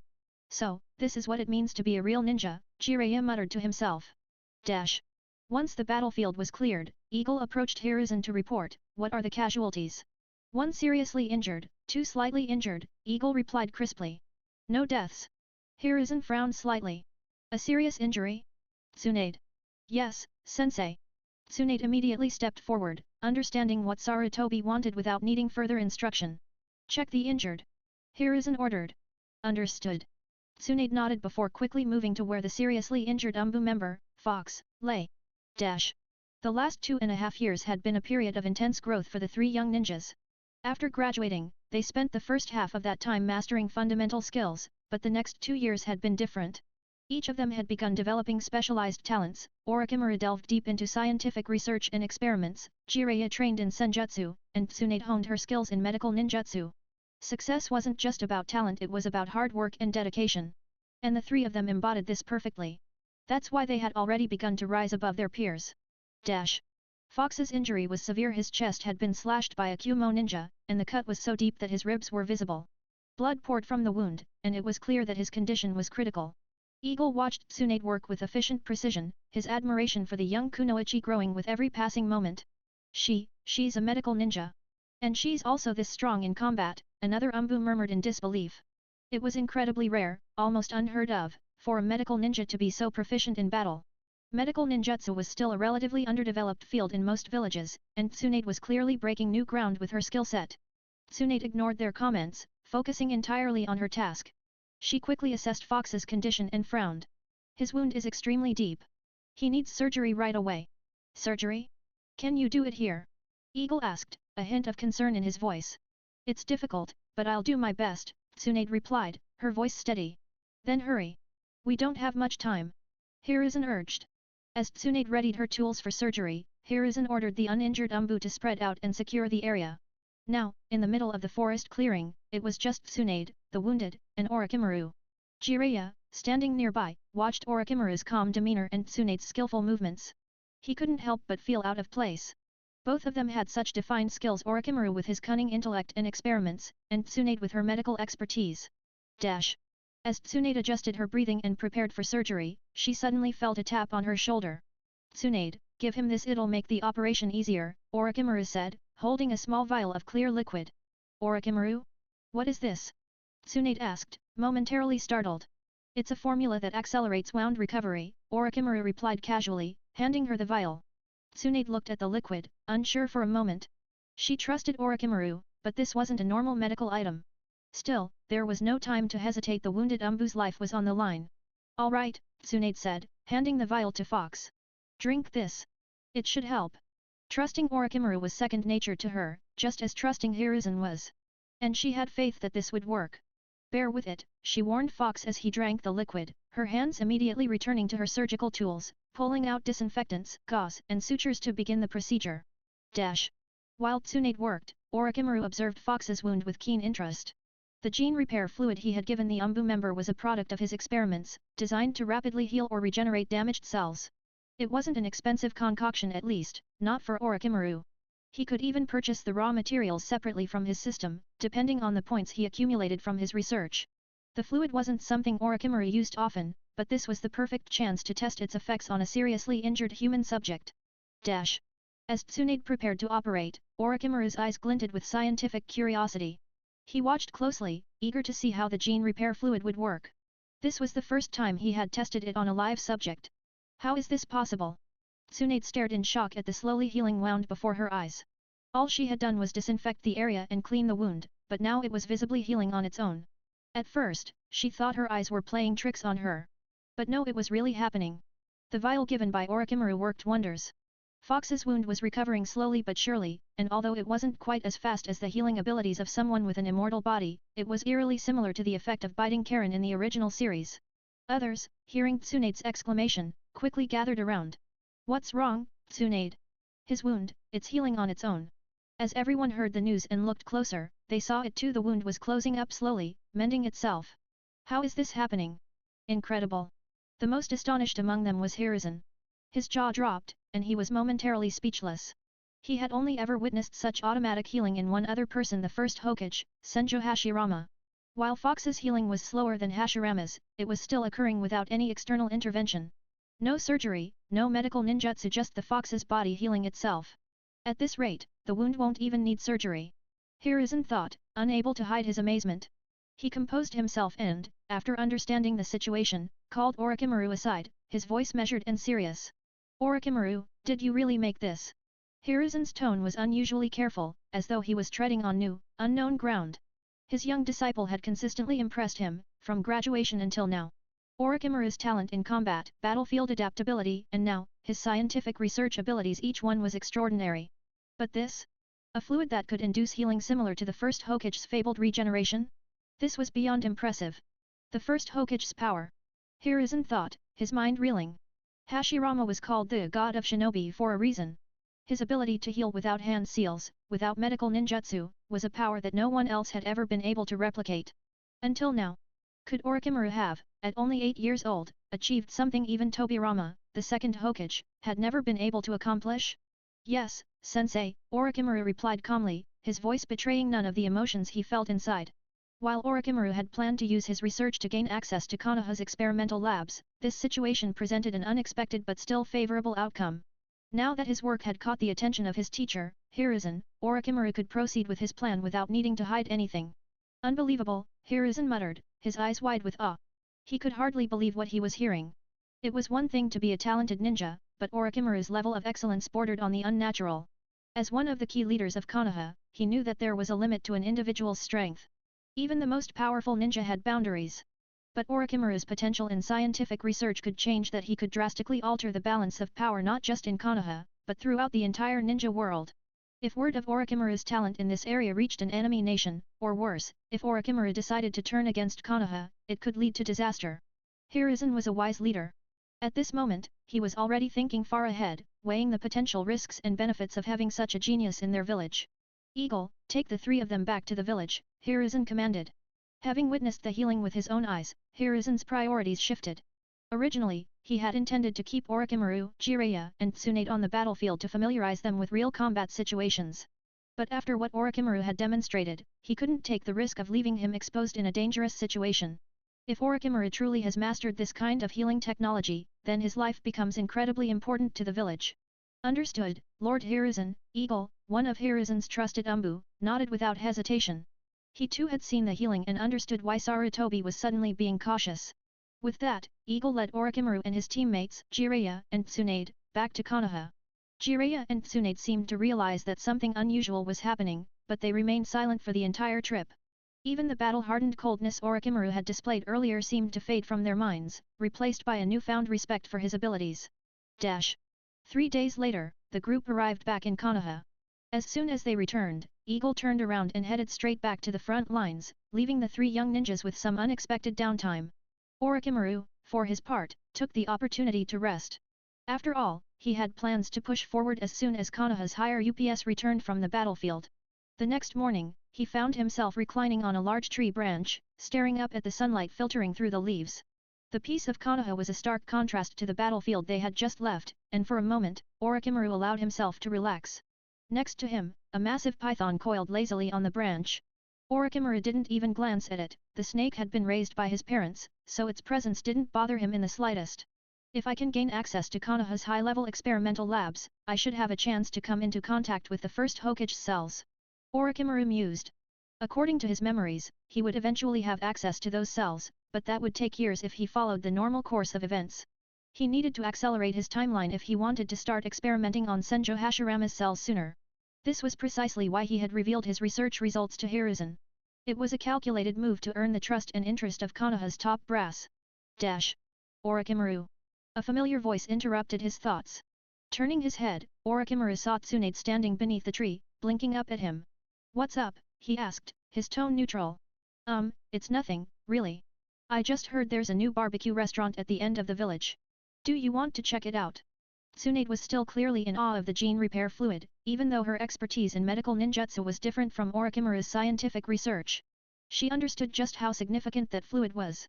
Although she had come to discuss its implications further, she decided to soften her approach by suggesting a casual meal first. Orochimaru smirked and jumped down from the tree. "Sure, why not? Wait for me." Tsunade hurried to catch up with him. As the two walked away, the massive flower-patterned python that had been lounging on the tree branch vanished into a puff of white smoke, disappearing from sight. Orochimaru's straightforward demeanor made Tsunade feel a bit uneasy, but she quickly brushed it off and caught up with him. At the new barbecue restaurant, the food was mouth-wateringly delicious. The tender, juicy meat was a welcome change from the battlefield rations they had eaten over the past 10 days. Even Orochimaru, usually composed and reserved, found himself indulging, his appetite larger than usual. After all, they had been out in the field for quite some time, moving between the battlefield and the search party. Good food like this was a rarity when you were fighting for your life. "This is so good," Tsunade said between bites, clearly enjoying herself. "I wonder where Jiraiya's run off to. If he were here, we could all enjoy this together." Orochimaru smiled for the first time in a while, a rare sight. Noticing his smile, Tsunade paused and blinked at him, feeling a bit flustered. Why are you smiling?" Orochimaru didn't respond immediately, and when he did, his tone was casual. "Nothing." Orochimaru's smile was a rare occurrence. In the 2 years they had known each other, Tsunade could count the number of times she had seen him smile on one hand. "For some reason," Orochimaru continued, "seeing you eat like this brings a sense of calm to me." Tsunade was taken aback by his words, her cheeks reddening slightly. "Why are you so weird?" she muttered, feeling awkward. But she quickly shrugged it off and resumed devouring her food with gusto. Though Orochimaru enjoyed the peaceful moment, he had larger plans in motion. He needed to get Konoha's attention, specifically the attention of its higher UPS, so he could gain access to the village's research facilities and resources. If he could position himself as an invaluable asset in scientific research, they would have no choice but to grant him access to the materials he needed. And from there, everything he wanted would be within his grasp. However, for the moment, the village's leaders including the second Hokage were still out on the front lines. Orochimaru would have to be patient and wait for their return before he could make his move. But to his surprise, that wait turned into a month. One morning, while conducting a new experiment in his makeshift lab at home, Orochimaru was deep in concentration. Tsunade, fascinated by his work, sat nearby, watching closely. Ever since she had learned about Orochimaru's ability to create what she and Jiraiya had started calling the Super Recovery Potion, her respect for him had grown immensely. Even Jiraiya, who loved to argue and bicker, had been awestruck by Orochimaru's scientific prowess. Though Jiraiya lacked any talent or interest in medical research, he had come to admire Orochimaru's abilities. That said, his fascination with Orochimaru's research hadn't distracted him from his training. Jiraiya spent most of his time training or traveling back and forth between Konoha and Mount Myaboku, the land of the toads. Tsunade, on the other hand, was different. She had a natural affinity for medicine and healing. It was clear that she was destined to become Konoha's greatest medical nin, though at this stage, she was still just a curious student. She was utterly captivated by Orochimaru's research, particularly his gene enhancement and healing experiments. Orochimaru, do you think this herb could be substituted with a different one? Tsunade asked, crouching down and pointing to some green leaves simmering quietly in a beaker. Of course, Orochimaru replied, nodding slightly. While the potency might be a little weaker, the overall effect would remain the same. Tsunade's eyes widened in admiration. Wow, you're so knowledgeable. Even better than the director at the hospital. Orochimaru couldn't help but smile wryly. It's just different fields of expertise, Tsunade. Well, I still think you're amazing. Tsunade said, eyes gleaming with genuine admiration. Before Orochimaru could respond, the sound of commotion from outside interrupted them. What's going on? Orochimaru muttered. Tsunade, equally curious, jumped to her feet and dashed outside to investigate. It didn't take long for her to piece together what had happened. The war had ended, and Konoha had emerged victorious. The village's ninja forces were returning, and the villagers had organized a large-scale welcoming ceremony for them. Konoha's streets were now filled with returning shinobi, greeted by their emotional families. Many families embraced their loved ones, their tears falling freely, overwhelmed with joy and relief. But not everyone was so lucky. For some, their family members had returned in body bags, leading to a different kind of tear-filled reunion, one filled with sorrow and heartbreak. Even though Konoha had won the battle, war was always accompanied by pain and loss. Tsunade watched the scene, a complicated expression on her face. It's strange. She murmured. Even after a victory, it still feels so sad. Orochimaru, who had followed her outside, stood next to her. This kind of war will go on for many years. You'll get used to it. Tsunade looked up at him, her brow furrowed. Will it really last for many more years? Orochimaru nodded without hesitation. Of course. You didn't think that the end of this war would suddenly bring peace to the world, did you? He spoke with such calm certainty, but the truth in his words weighed heavily on Tsunade. In his mind, Orochimaru could already picture the endless conflicts to come, the second great ninja war, the third, and even the fourth. Corpses would continue to pile up in every war, and peace would always remain elusive. Tsunade remained silent, still processing his words when Orochimaru suddenly spoke again, his voice low. Strange. Why hasn't the second Hokage returned yet? Tsunade snapped out of her thoughts, blinking in confusion. That's true. Not only hasn't my granduncle returned, but Hiruzen-sensei is missing too. Her concern rising, she ran up to a nearby ninja who had just returned. Sayama-senpai. The man turned at the sound of her voice, his expression brightening. Ah, little Tsunade. What can I do for you? Do you know where Lord Hokage is? Didn't he come back with the rest of the troops? Oh, the second Hokage. Sayama paused, then smiled. Lord Hokage and several other higher UPS went to the border to sign an alliance agreement with the Land of Lightning. They'll be back in 2 days. Oh, I see. Thank you, Sayama-senpai. Tsunade replied cheerfully, her initial worry fading. But while Tsunade seemed reassured, Orochimaru's mind was spinning. The second Hokage went to sign an alliance agreement with the Land of Lightning? He thought, frowning. Why does that sound so familiar? Then, in a sudden moment of clarity, it hit him. The Kinkaku Force coup. The Gold and Silver Brothers. The second Hokage was about to walk straight into a deadly trap. The second Hokage is going to die. To be honest, Orochimaru wasn't particularly impressed by the second Hokage, Senju Tobirama. During his time in Konoha, Orochimaru had rarely seen the second Hokage in person. The only time was when he accompanied Sarutobi to the front lines. The day-to-day tasks of their squad were mostly delegated to Hiruzen, their direct instructor. As for Orochimaru, other than seeing the second Hokage give the occasional large lecture from a distance, he had no direct interactions with him. The demands of the war kept the second Hokage busy, and it was rare for genin like Orochimaru, Jiraiya, and Tsunade to even get close to the Hokage, unless it was a matter of utmost importance. Because of this, Orochimaru didn't feel particularly connected to the second Hokage.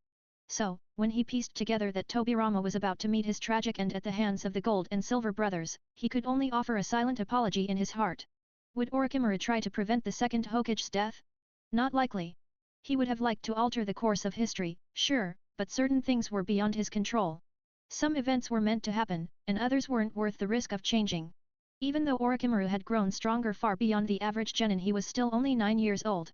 No one would take a child seriously if he suddenly ran up to them, declaring that the second Hokage would be killed in a coup orchestrated by the Gold and Silver brothers. They'd look at him like he was crazy, and he might even end up locked away in a cell or worse, subjected to interrogation and experimentation for how he possessed such knowledge. Even if Hiruzen backed him up, the higher UPS might still view him with suspicion. After all, how would a boy know something like that? Besides, if he were completely honest with himself, what did Senju Tobirama's life or death have to do with him? Orochimaru wasn't the person he used to be, not after everything he'd gone through.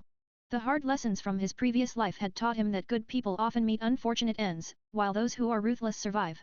Orochimaru had no interest in playing the hero or meddling with fate. He had no personal attachment to the second Hokage, and getting involved would only endanger his own future. Sure enough, Orochimaru's predictions came true. 7 days after the ninja had returned to the village, Hiruzen and the other higher UPS returned as well. But with them, they brought Uchiha Kagami's body. Then, just 3 days later, Konoha received the second Hokage's body, transported back from the Land of Lightning. With that, the winds of change swept through Konoha village. First, there was the grand funeral for the second Hokage. Every Konoha ninja, Orochimaru included, was present. The atmosphere was somber, with an overwhelming sense of disbelief hanging in the air. Many of the villagers couldn't wrap their heads around what had happened. How could the second Hokage have died in battle when they had won the war? Hadn't the Land of Lightning already surrendered? What most didn't know was that the Land of Lightning was also a victim of treachery. Their second Hokage had also perished during the negotiations, a result of the coup led by the Gold and Silver brothers. Next came the official appointment of Hiruzen as the third Hokage. The second Hokage had named him his successor in the final moments of his life, making it clear who would carry on the mantle of leadership in Konoha. However, despite the second Hokage's dying wish, Hiruzen's ascension to the position of Hokage was not without opposition. Within Konoha, power struggles simmered beneath the surface. Many were dissatisfied with Hiruzen becoming the next Hokage. Among those who harbored resentment was none other than Shimura Danzo, Hiruzen's longtime friend and rival. Danzo had always dreamed of becoming Hokage himself. Ever since their days as students, he and Hiruzen had been locked in fierce competition. But now, due to a single order given by the second Hokage before his death, Danzo's hopes were crushed. He had no chance of claiming the title of Hokage as long as Hiruzen was alive. And it wasn't just Danzo who was disgruntled. The Uchiha clan, one of the founding clans of Konoha, was also deeply dissatisfied. The village had been built through the combined efforts of Senju Hashirama and Uchiha Madara, yet not a single Uchiha had ever been named Hokage. They could understand the first Hokage being a Senju, since Hashirama and Madara had fought side by side to create the village. The second Hokage's position was also accepted, given his bloodline as the younger brother of Hashirama. But Hiruzen? He had no such lineage. He wasn't a Senju or an Uchiha. So why should he be named Hokage? Unfortunately for the Uchiha, their discontent was muted. After years of harsh treatment under the second Hokage's rule, the clan had grown quiet, unwilling to voice their grievances too openly. Fear of further persecution kept them in check. With the funeral behind them, it was time for Hiruzen to solidify his position as Hokage. One morning, in the Hokage's office, Hiruzen sat wearing the Hokage robe for the first time, the weight of leadership heavy on his shoulders. Behind him stood Danzo, his closest confidant, though the tension between them was palpable. "Danzo," he said, his tone soft yet apologetic, "I'm truly sorry about what happened. The second Hokage appointed me, and I had no choice but to accept the position. I know this is something you've always wanted." Danzo's face twisted in anger, his hands clenched tightly at his sides. "Don't apologize, Hiruzen. It's meaningless now. Our teacher made his decision, and I will respect it. But tell me this, how do you plan to keep your position as Hokage?" Hiruzen frowned, sensing an underlying hostility in Danzo's words. "What do you mean by that, Danzo?" Danzo sneered. Don't tell me you haven't noticed the voices of dissent in the village? Do you think everyone is going to sit back quietly while you take the title of Hokage? Hiruzen chuckled confidently, waving off Danzo's concerns. I believe that with time and effort, I can earn the trust of everyone in Konoha. I'll show them that I'm worthy of this position. But Danzo's patience snapped. He slammed his fist on the table, glaring at him. Stop being naive, Hiruzen. Konoha was founded by the Senju and the Uchiha. Your last name is neither. If you don't quell this opposition, you won't last long as Hokage. Sarutobi's expression darkened. And what exactly are you suggesting, Danzo? Give me control of Umbu, Danzo said coldly. I'll make sure to silence anyone who dares to oppose you. Hiruzen looked at him with a mix of disbelief and anger. He knew Danzo was ruthless, but was this really the solution? Danzo truly was ruthless in his approach, always favoring the most extreme measures to solidify his influence. As soon as Hiruzen assumed the mantle of Hokage, Danzo's thoughts immediately turned to eliminating dissenters. No, you can't do that. Hiruzen said firmly, understanding the implication of Danzo's suggestion right away. His tone left no room for compromise. Danzo's plan was simple and brutal, send the opposition on dangerous missions where the likelihood of survival was slim. They'd either die at the hands of enemies or through unfortunate accidents arranged by their own comrades. It would be clean and efficient just as Danzo liked it. Hiruzen, however, was the inheritor of the first Hokage's ideals. While he could be ruthless to enemies of the village, he found it difficult to condone the unnecessary deaths of his own people, especially over political disagreements. We are all ninjas of Konoha, Hiruzen said, his voice strained with frustration. We must not turn on our own like this. Danzo, unfazed by Hiruzen's moral objections, calmly replied, Hiruzen, you are not suited for this position. His voice was steady, his gaze cold. A village cannot survive on light alone. It must also have its darkness. You are too naive to see that. The two men longtime friends but now divided by ideals stood at an impasse once again. Hiruzen believed in a future for Konoha built on trust and cooperation, while Danzo saw only the need for control and fear to ensure the village's security. Danzo, as always, was prepared to do whatever it took to maintain stability, even if that meant resorting to covert killings. In his mind, the ends justified the means. He had no qualms about creating a shadowy underbelly for the village if it ensured its survival. But with Hiruzen now in charge, Danzo had no choice but to relent, at least for now. He couldn't openly disobey the new Hokage. Grudgingly, he agreed to Hiruzen's insistence on taking a less aggressive approach for the time being. However, Danzo had another idea in mind. If not that, then at least let me establish an independent Umbu training unit, Danzo suggested, his voice devoid of emotion. I'll take charge of training them, leaving you free to focus on the larger issues of governance. It will take the burden off your shoulders. Hiruzen was taken aback by this. Umbu training class, he repeated, as if he hadn't heard correctly. Danzo's proposition felt like a bid for more power, something that would allow him to operate freely and without much oversight. Danzo nodded. Yes. You're Hokage now. You'll have a lot on your plate, too much for you to handle alone. Leave the more delicate matters to me. Hiruzen closed his eyes, wrestling with the decision. He knew what Danzo was truly after, autonomy, a way to build his own faction within Konoha. He had always wanted to be Hokage, and while that dream had been snatched from him, this was Danzo's way of gaining influence in the village through other means. An independent Umbu unit? A power separate from the Hokage's direct control had never existed in Konoha since its founding. It would set a dangerous precedent. Hiruzen hesitated. He didn't want to create a political rival right under his nose, but at the same time, he understood Danzo well. If he rejected this outright, Danzo might resort to something even more drastic, something irreparable. After much internal deliberation, Hiruzen finally agreed. All right, but we need to discuss this with Koharu and Homura first. Danzo's expression barely changed, but inside, he was pleased. Of course, he said. He knew the two elder advisors wouldn't oppose his plan. Koharu and Homura had no family backgrounds of note, and they owed much of their positions to the second Hokage. They would side with Sarutobi, and they wouldn't challenge Danzo's ambitions, not as long as it didn't threaten their own positions. Thus, Root, an Umbu unit independent of the Hokage's regime, was formed under Danzo's command. Its purpose would remain secret, known only to a select few. Meanwhile, in front of Orochimaru's house. Orochimaru. Tsunade's voice broke the silence. What is it? Orochimaru responded, his tone indifferent. Will you take a walk with me? Orochimaru paused for a moment, then nodded. All right. The two of them strolled down the streets of Konoha, the midday sun casting long shadows behind them. Orochimaru wore his usual white robe adorned with Megatama symbols, while Tsunade was dressed in green, with short sleeves and shorts, her waist tied with a blue sash. After a moment of silence, Tsunade spoke again, her voice filled with a strange melancholy. When do you think this war will end? Her question was out of the blue, catching Orochimaru off guard. But as he glanced at her, he saw the sadness in her eyes. She had seen so much loss on the battlefield, and it had clearly weighed on her mind. I don't know, Orochimaru replied honestly. But I do know one way to end all wars. Tsunade looked at him in surprise. She hadn't expected a real answer, much less from someone as young as Orochimaru. Oh? What's that?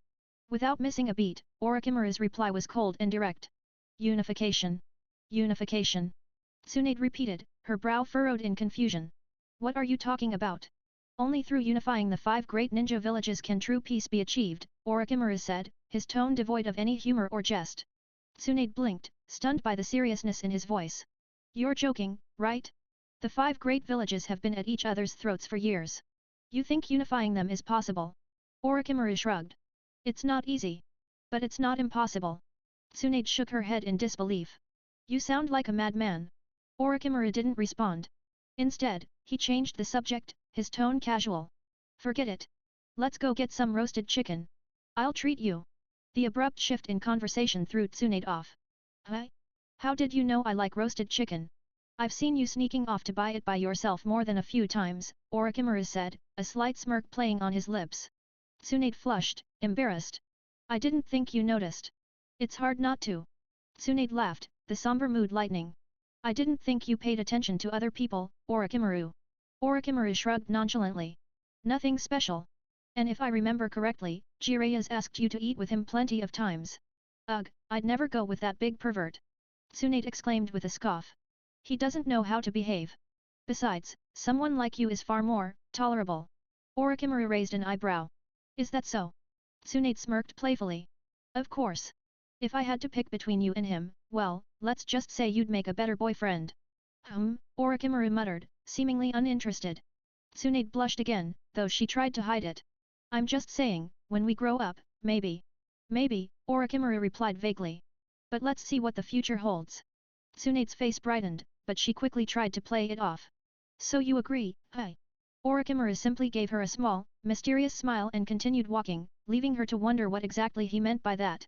Facing Tsunade's direct question, Orochimaru was momentarily caught off guard.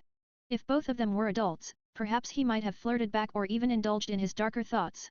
But now, he was still a child, and no matter how advanced his intellect or how strengthened his physique was, that didn't change his age.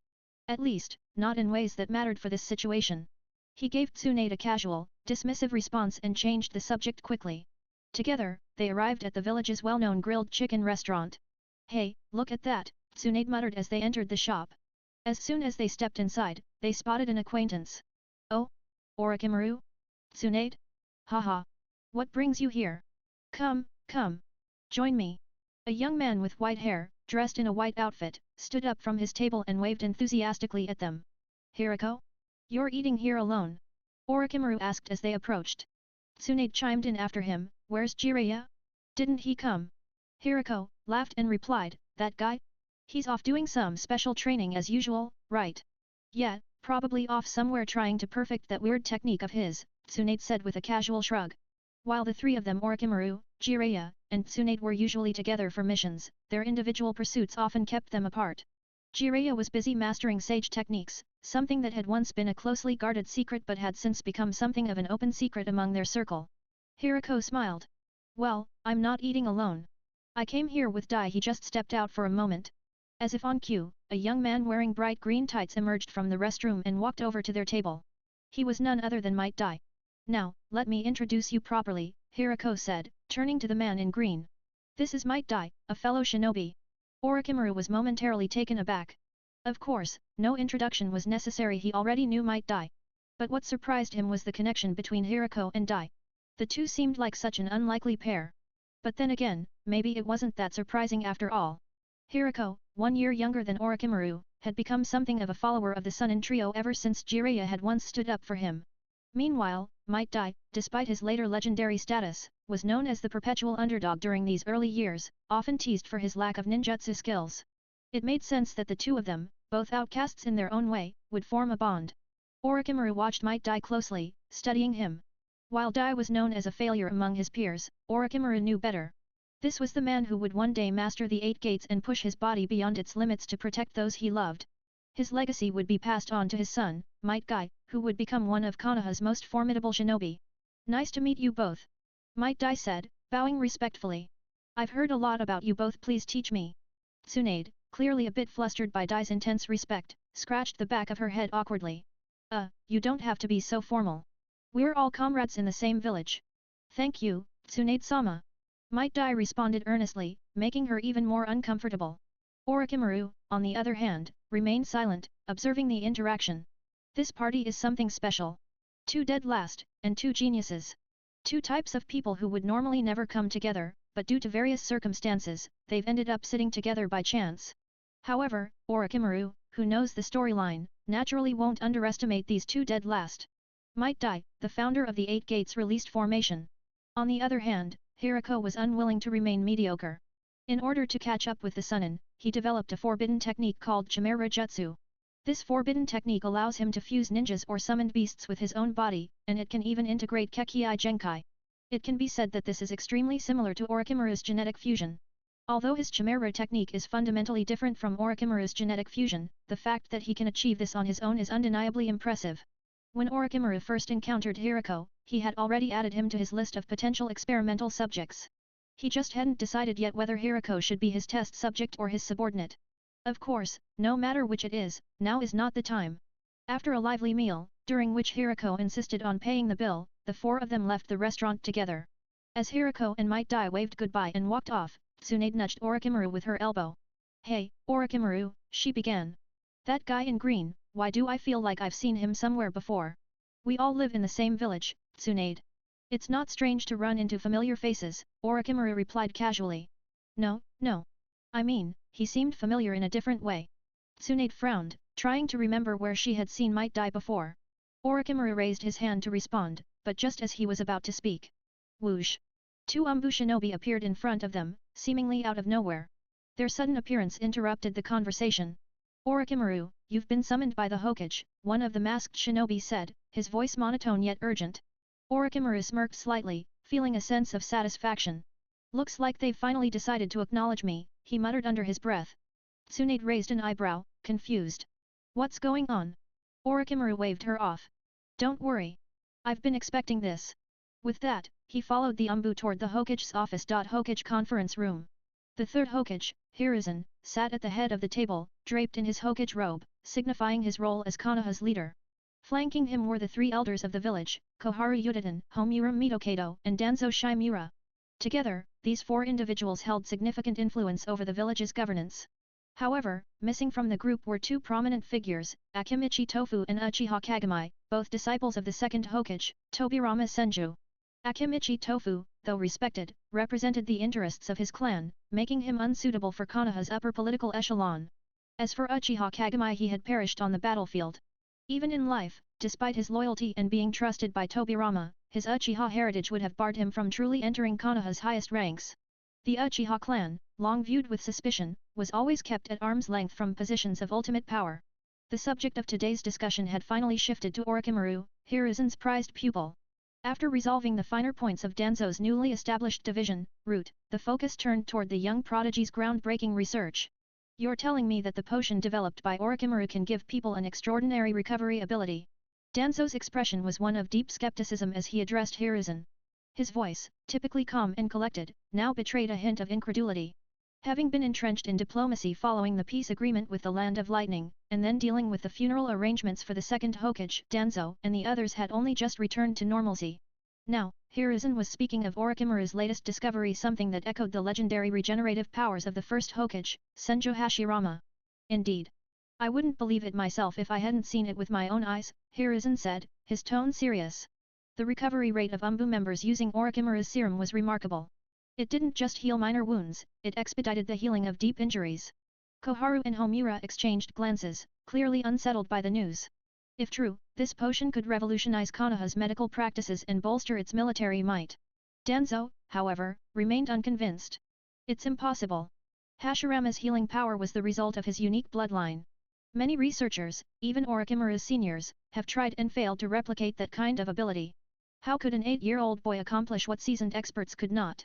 Hiruzen sighed, understanding Danzo's reluctance to accept the truth. You know I wouldn't bring this up lightly, Danzo. If you're skeptical, why not investigate it yourself? I will, Danzo replied, his voice sharp, I need to see this with my own eyes. Hiruzen knew that Danzo's curiosity, mixed with his hunger for power, would push him to scrutinize Orochimaru's research thoroughly. Danzo was never one to let a potential weapon slip through his fingers. Knock, knock, knock. The sound of knocking filled the room as Orochimaru, dressed in his casual attire, entered the conference room. He carried himself with a calm confidence, his eyes observing the room carefully. Teacher, Orochimaru greeted Hiruzen with a respectful bow, acknowledging the elders as well. Ah, Orochimaru, Hiruzen said with a warm smile, I'm glad you've come. You probably have an idea of why we've summoned you today, don't you? Indeed, teacher, Orochimaru replied smoothly. He had been waiting for this moment. Hiruzen leaned forward, his tone more serious. We've been discussing your remarkable work, the healing serum you created. I must say, it's extraordinary. Your potential for research is beyond what any of us could have predicted. Orochimaru's gaze remained steady. Thank you, teacher. I have always believed that scientific research could open new doors for the village. Danzo, who had remained silent, suddenly interjected, tell us, Orochimaru. How did you develop something that rivals the first Hokage's legendary healing power? Orochimaru expected this line of questioning. He had long anticipated that his research would attract the attention of Konoha's higher UPS. Maintaining his calm demeanor, he explained, the serum's development came from extensive study of various herbs and medicinal plants. Some ingredients are rare, and while I have succeeded with this batch, the scarcity of certain materials might limit further production. The room fell silent as the elders processed what he had said. Danzo was the first to break the silence, his eyes narrowing. Scarce ingredients, you say? So, it's not something that can be easily mass-produced. Orochimaru nodded. Correct. I've identified 2 specific herbs that are critical to the serum's effectiveness, and they are not easy to come by. Replacing them might reduce the serum's potency. Hiruzen and the others felt a wave of both relief and disappointment. While the potential of Orochimaru's research was undeniable, its limitations were also clear. Danzo leaned back in his chair, clearly still skeptical but intrigued. We will have to investigate this further. For now, your research will remain confidential. You'll continue to develop it under the supervision of Konoha's top scientists. Orochimaru gave a slight nod, accepting their decision. He had expected this. By keeping his cards close and revealing just enough of his abilities, he had secured a place within Konoha's inner research circle. Very well, Hiruzen concluded, Orochimaru, you may return for now. We'll finalize the arrangements and let you know how we'll proceed. With a polite bow, Orochimaru turned and left the conference room. As he exited the building, a faint smile tugged at his lips. Things were moving just as he had planned. After Orochimaru left, Danzo excused himself as well, his mind still racing with possibilities. His first stop was to find Eagle, one of the Umbu members who had witnessed the results of Orochimaru's serum firsthand. Eagle was patrolling the outskirts of the village when Danzo approached. Lord Danzo, Eagle greeted with a respectful nod. Danzo wasted no time, getting straight to the point. I need you to confirm something for me. 2 months ago, you accompanied Hiruzen on a mission to eliminate the Kumo Ninja Division, correct? Yes, that's right, my lord, Eagle responded, his posture rigid. Danzo's eyes narrowed as he continued. And during that mission, several of your team members were injured. Orochimaru used some sort of serum to heal them. Is that correct? Eagle hesitated for a moment before nodding. Yes, my lord. His serum was unlike anything I've ever seen. It sped up the healing process in a way that shouldn't be possible. Even deep wounds healed quickly. Danzo's mind raced. Could it be true? Could Orochimaru have stumbled upon something revolutionary? If so, it was something Danzo wanted to control whether Hiruzen liked it or not. Very well, Danzo said finally, turning away. That will be all. As he walked away, a plan began forming in Danzo's mind. Whether Hiruzen realized it or not, Orochimaru's talents were far too valuable to be left unchecked. And if Hiruzen wasn't willing to take the necessary steps, then Danzo would. After all, Konoha needed more than just light, it needed the darkness, too. Danzo, after listening to Eagle's recount of Orochimaru's experiment, quickly formulated his own thoughts. He had to suppress the growing sense of amazement as he considered the implications. Without a word, Danzo left and made his way to the Umbu headquarters, where he found the injured fox. Inspecting the fox's wounds, Danzo confirmed Eagle's account. A wound that had once been deep enough to expose bone now bore no trace, not even a scar. Even the old, long-standing injuries had vanished, as if they had never been there. It was as though the serum had not just repaired the damaged cells but had somehow regenerated them entirely. Regeneration at the cellular level? Danzo's eyes narrowed. This was no ordinary medical achievement, it echoed the legendary healing abilities of the first Hokage, Senju Hashirama. Orochimaru had somehow unlocked the secret to advanced regeneration, and at such a young age. Unbelievable. Danzo muttered, barely able to contain his excitement. In that moment, Danzo's view of Orochimaru shifted. He had already noted Orochimaru's intelligence and talent, but this was a breakthrough that could change the very nature of warfare.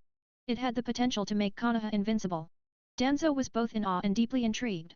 Danzo resolved to keep an even closer eye on the boy. Orochimaru's potential was too vast to ignore. If cultivated properly, he could become an irreplaceable asset to Konoha or to Danzo's ambitions. Meanwhile, Orochimaru, walking through the bustling streets of Konoha, was lost in his own thoughts. Despite the admiration from Konoha's top brass, Orochimaru was not overly impressed with his own work. In truth, he considered the gene repair serum to be relatively basic compared to what the future held. In the world of Naruto, there were many techniques that far surpassed the effects of his gene repair solution. The healing abilities of the sage body possessed by Hashirama, or the powers of Karen Uzumaki's bloodline, were significantly more advanced. There were also other abilities that could provide exaggerated regenerative effects which could resurrect someone even after a fatal injury. Not to mention the monstrous healing potential of Tsunade's creation rebirth technique, which could restore her even after catastrophic damage. In comparison, Orochimaru's serum was just a stepping stone. But to the untrained eye, especially in a village like Konoha, it was nothing short of revolutionary. The village elders had no idea of the true scope of his plans, and for now, Orochimaru was content to keep it that way. His primary goal was to gain more resources and access to advanced materials for further experimentation. As he wandered the crowded streets, Orochimaru sighed quietly. Konoha, despite its role in the recent war, was still full of life.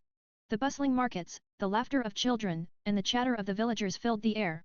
This village was not only the military powerhouse of the Land of Fire but also a symbol of peace and prosperity, built on the hard work of countless civilians and ninja alike.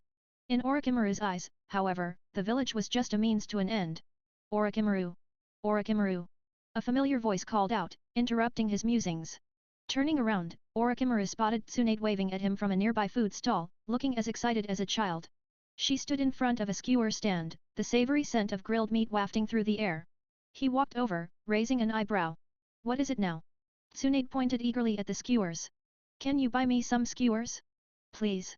Orochimaru sighed, realizing what was going on. I just left the Hokage's office, and you're already hungry again. Tsunade, in her usual straightforward manner, didn't even try to hide her hunger. I didn't get enough to eat with Biri and the others earlier. You know how it is, I have to keep up appearances. Orochimaru let out a chuckle. He knew all too well about Tsunade's massive appetite. Even though she came from the prestigious Senju clan, she often ate like a commoner, especially when it came to her favorite foods. With a resigned smile, he handed some money to the vendor and bought 10 skewers.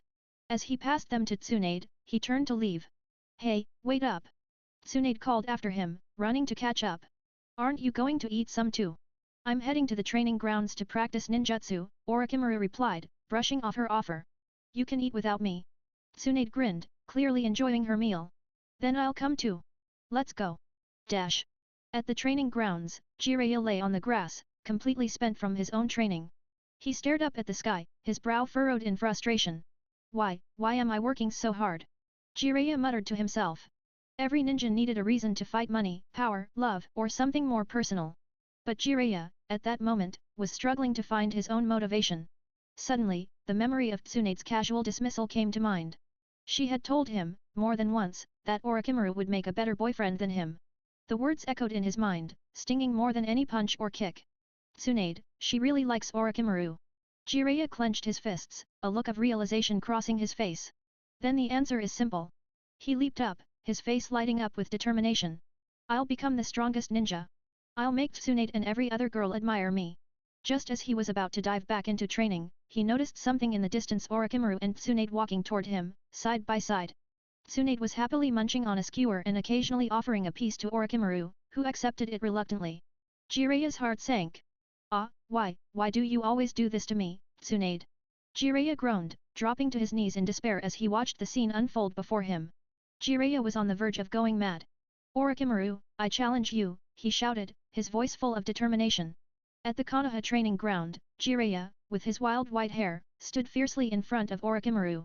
His face was twisted in frustration and determination, his eyes burning with the desire for a duel. Orochimaru, on the other hand, looked calm, almost indifferent. It didn't take much for Orochimaru to piece together what had happened. Jiraiya must have seen him and Tsunade together just moments ago, with Tsunade teasing him as usual. The sight had probably triggered Jiraiya's burning need to prove himself, and here he was, demanding a fight. Jiraiya clenched his fists. Orochimaru, fight me like a man. His voice was full of passion, reminiscent of their days at the Ninja Academy when he would challenge Orochimaru almost daily. Before Orochimaru could even respond, Tsunade, who was lazily munching on a skewer, scoffed, Jiraiya, give it a rest. With your current strength, you're no match for Orochimaru. Tsunade's words hit Jiraiya hard, but his determination didn't waver. I don't care. I'll fight him, no matter what. Jiraiya's stubbornness had fully kicked in. He was in full second-year syndrome mode, shouting dramatically, Orochimaru. Come on, let's settle this right now. Idiot, Orochimaru muttered under his breath. He had no interest in humoring Jiraiya's ridiculous challenge. He knew exactly what was going on in Jiraiya's head: jealousy, insecurity, and a desperate need to prove himself. But there was no point in indulging this. Come on, Orochimaru. Jiraiya yelled again, determined not to let Orochimaru walk away. He stepped forward, fists raised. Hit me. Fight me like a real ninja. Orochimaru sighed. He knew Jiraiya wouldn't give up unless he got what he wanted. As Jiraiya lunged at him, Orochimaru sidestepped smoothly, dodging his punch with ease.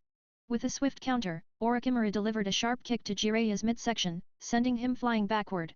It was the same move he had used against Uchihachi before, but with Jiraiya, he held back, not intending to cause any serious harm. Jiraiya crashed onto the ground but quickly recovered, landing on his feet with a hard slide that left a trail of dust behind him. Damn, he's stronger than I thought. He clenched his arm, still feeling the numbing force of Orochimaru's kick. Give it up, Jiraiya, Orochimaru said coldly. You're not ready for this fight. Jiraiya's face twisted in frustration. No way. I've been training hard these past 2 months. I'm not the same person I was before. With newfound resolve, Jiraiya quickly formed a series of hand seals. Fire style, flame bullet. A massive stream of fire erupted from Jiraiya's mouth, a blazing inferno that shot toward Orochimaru. The sheer heat of the flames warped the air around them, and the roaring fire raced to engulf Orochimaru. Tsunade, who had moved off to the side to watch, raised an eyebrow at the sight. Hey, looks like Jiraiya's not holding back. Despite the intensity of Jiraiya's attack, Tsunade remained calm, almost bored. She knew Orochimaru far too well to be worried. In fact, she was so unconcerned that she sat down on the grass to watch, as if it were a casual show. The flames engulfed Orochimaru entirely, creating a massive wall of fire that seemed almost impenetrable. Jiraiya watched the fire rage on, but he didn't relax. He knew Orochimaru wouldn't be taken down that easily. As the flames slowly died down, there was no sign of Orochimaru. Where did he go? Jiraiya muttered, his eyes scanning the training ground. Suddenly, his instincts kicked in. Without thinking, Jiraiya leapt forward, narrowly avoiding a sneak attack from beneath the ground. Orochimaru's figure emerged from the earth, rising out of the dirt like a phantom. He had used Earth Release to burrow underground and avoid Jiraiya's fire attack entirely. Earth Release. Jiraiya frowned. Orochimaru had mastered the multi-element jutsu of their teacher, Hiruzen Sarutobi, long ago. He knew how dangerous Orochimaru could be with that knowledge. It seems I won't get any peace until I defeat you today, hey. Orochimaru sighed, shaking his head. That's right. Jiraiya grinned, biting his thumb and quickly forming seals again. Summoning Jutsu. Orochimaru, remember this day. This is the day that I, the great and handsome Jiraiya, defeat you once and for all. A loud bang followed by a puff of white smoke filled the air. When the smoke cleared, a large toad stood beside Jiraiya, its face twisted into a frown of annoyance. Jiraiya. Why do you always summon me during my nap time? The toad grumbled. Quit complaining. I need your help to defeat Orochimaru. Jiraiya shouted back, full of confidence. Orochimaru's eyes narrowed as he saw Jiraiya summon a toad from Mount Myaboku. So, you're serious about this, he murmured to himself. Without hesitation, he clasped his hands together, preparing his own summoning. Summoning Jutsu. Orochimaru called out.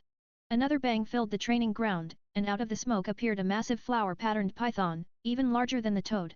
Its scaly body shimmered in the sunlight, and it hissed ominously as it coiled itself beside Orochimaru. Tsunade, watching from the sidelines, couldn't help but laugh. Oh great, they've both gone all out now, she said, taking another bite of her skewer. Orochimaru didn't recognize the name of the toad Jiraiya had summoned, nor did he know its specific species. He only knew one thing: no matter which toad Jiraiya managed to call upon, it wouldn't stand a chance against his snake.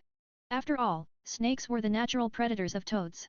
Unless Jiraiya could somehow summon the two great sage toads, Fukazaku and Shima, from Mount Mayaboku, no matter what toad he summoned, it would only get beaten. Sure enough, when the flower-patterned python behind Orochimaru hissed and flicked its tongue, the toad that Jiraiya had summoned began to tremble, sweat dripping down its forehead. The toad seemed to regret being summoned, internally cursing its fate. In its mind, Jiraiya was sending it into the lion's den, or rather, the snake's den. It had already endured plenty of training sessions with Jiraiya, but now, being thrown into a fight against Orochimaru's snake was far from ideal. Why do I always get dragged into these battles? The toad muttered internally, bracing itself for the inevitable. Onlookers around the training ground couldn't help but gasp in astonishment as they watched the clash between the two young ninja prodigies. At their age, they're already summoning creatures with ninjutsu, one student exclaimed. That's Orochimaru, right? He used to be in our class. Yeah, he's always been incredible, but Jiraiya? I didn't think he had it in him to summon something like that. Other students, standing at a safe distance, marveled at the spectacle. Witnessing two kids barely out of the ninja academy engaging in such advanced techniques left them in awe. Most of them were only beginning to master basic jutsu, and seeing summons at play was a sight they couldn't even dream of achieving anytime soon. Among the crowd, some of the more timid students began to back away, intimidated by the sight of the giant snake that Orochimaru had summoned. Its scales shimmered ominously in the sunlight, and its gaze was fixated on the toad with predatory intent. Meanwhile, in the trees surrounding the training ground, two shadowy figures observed the battle with heightened interest. Hidden by the dense foliage, they blended seamlessly into their surroundings, wearing the signature animal masks of the Umbu Black Ops. One of the Umbu operatives held a monocular up to his eye, keeping a close watch on the ongoing fight. It's unbelievable that these two are still just genin, one of the operatives murmured in amazement. Yeah, the other replied. Most Choyunin can't pull off what these kids are doing. It's no wonder Danzo-sama ordered us to keep a close eye on them. With power like this at their age. Wait, something's happening. The first operative interrupted, noticing movement. Back in the middle of the training ground, Jiraiya gritted his teeth. He had just leaped through the air, riding on the back of his summoned toad, but the giant flower-patterned python swung its tail with terrifying speed, knocking both Jiraiya and the toad through the air like ragdolls. As they flew through the sky, the toad voiced its frustrations. Jiraiya, if you summon me again for a fight like this, I swear I'm done with you. Before the toad could say anything else, it disappeared in a puff of white smoke, leaving Jiraiya to crash land into the ground, creating a shallow crater upon impact. Ugh! Damn it! Orochimaru is too strong. Jiraiya groaned as he sat up, rubbing the back of his head. He hadn't expected Orochimaru to use genjutsu on him and the toad so suddenly. Although the illusion had only lasted a moment, it was enough for the snake to take advantage and deliver a devastating blow. Jiraiya had barely managed to break the illusion and defend himself, but the snake's strike had left him dazed and in pain. Orochimaru stood calmly, observing the outcome of his genjutsu.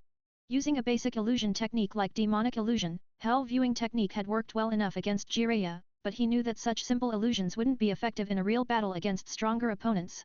Genjutsu is all about disrupting the opponent's chakra flow and creating a window of vulnerability, Orochimaru mused. He recalled the principles taught by his sensei, the third Hokage, Hiruzen. Genjutsu required great spiritual power to interfere with the chakra system of the target. The stronger the caster's spiritual energy, the more effective the illusion. However, when facing high-level opponents, especially those with vast amounts of chakra, simple genjutsu wouldn't suffice. It would take far too long to disrupt their chakra flow, and in the meantime, they could easily break free or counterattack. The true masters of genjutsu, like the Uchiha, use their Sharingan to amplify their spiritual power, making their illusions far more dangerous. Orochimaru's thoughts wandered to legends like Uchiha Madara and the unimaginable power of techniques such as Tsukuyomi and Izanami illusions that transcended the normal limitations of genjutsu. Still, for now, using genjutsu against someone like Jiraiya was enough. Alright, you can go back now, Orochimaru whispered to the snake in his mind. The python flicked its tongue before vanishing in a puff of white smoke, leaving Orochimaru standing alone in the middle of the training ground. As the snake disappeared, an idea sparked in Orochimaru's mind. Since I've already signed the blood contract with the snakes of Ryokai Cave, most of them obey me unconditionally. Could I use my genetic research to create a more powerful snake? A snake even stronger than Manda? Perhaps something 100 times more formidable. He could already picture it, a snake with monstrous strength, one that could surpass even the greatest summons in the ninja world. System, is there any genetic technology that allows me to create a custom-made summoning beast? Orochimaru asked in his mind, his curiosity piqued. Yes, host, the system replied. Really? What is it? Biological genetic evolution fluid, the system answered.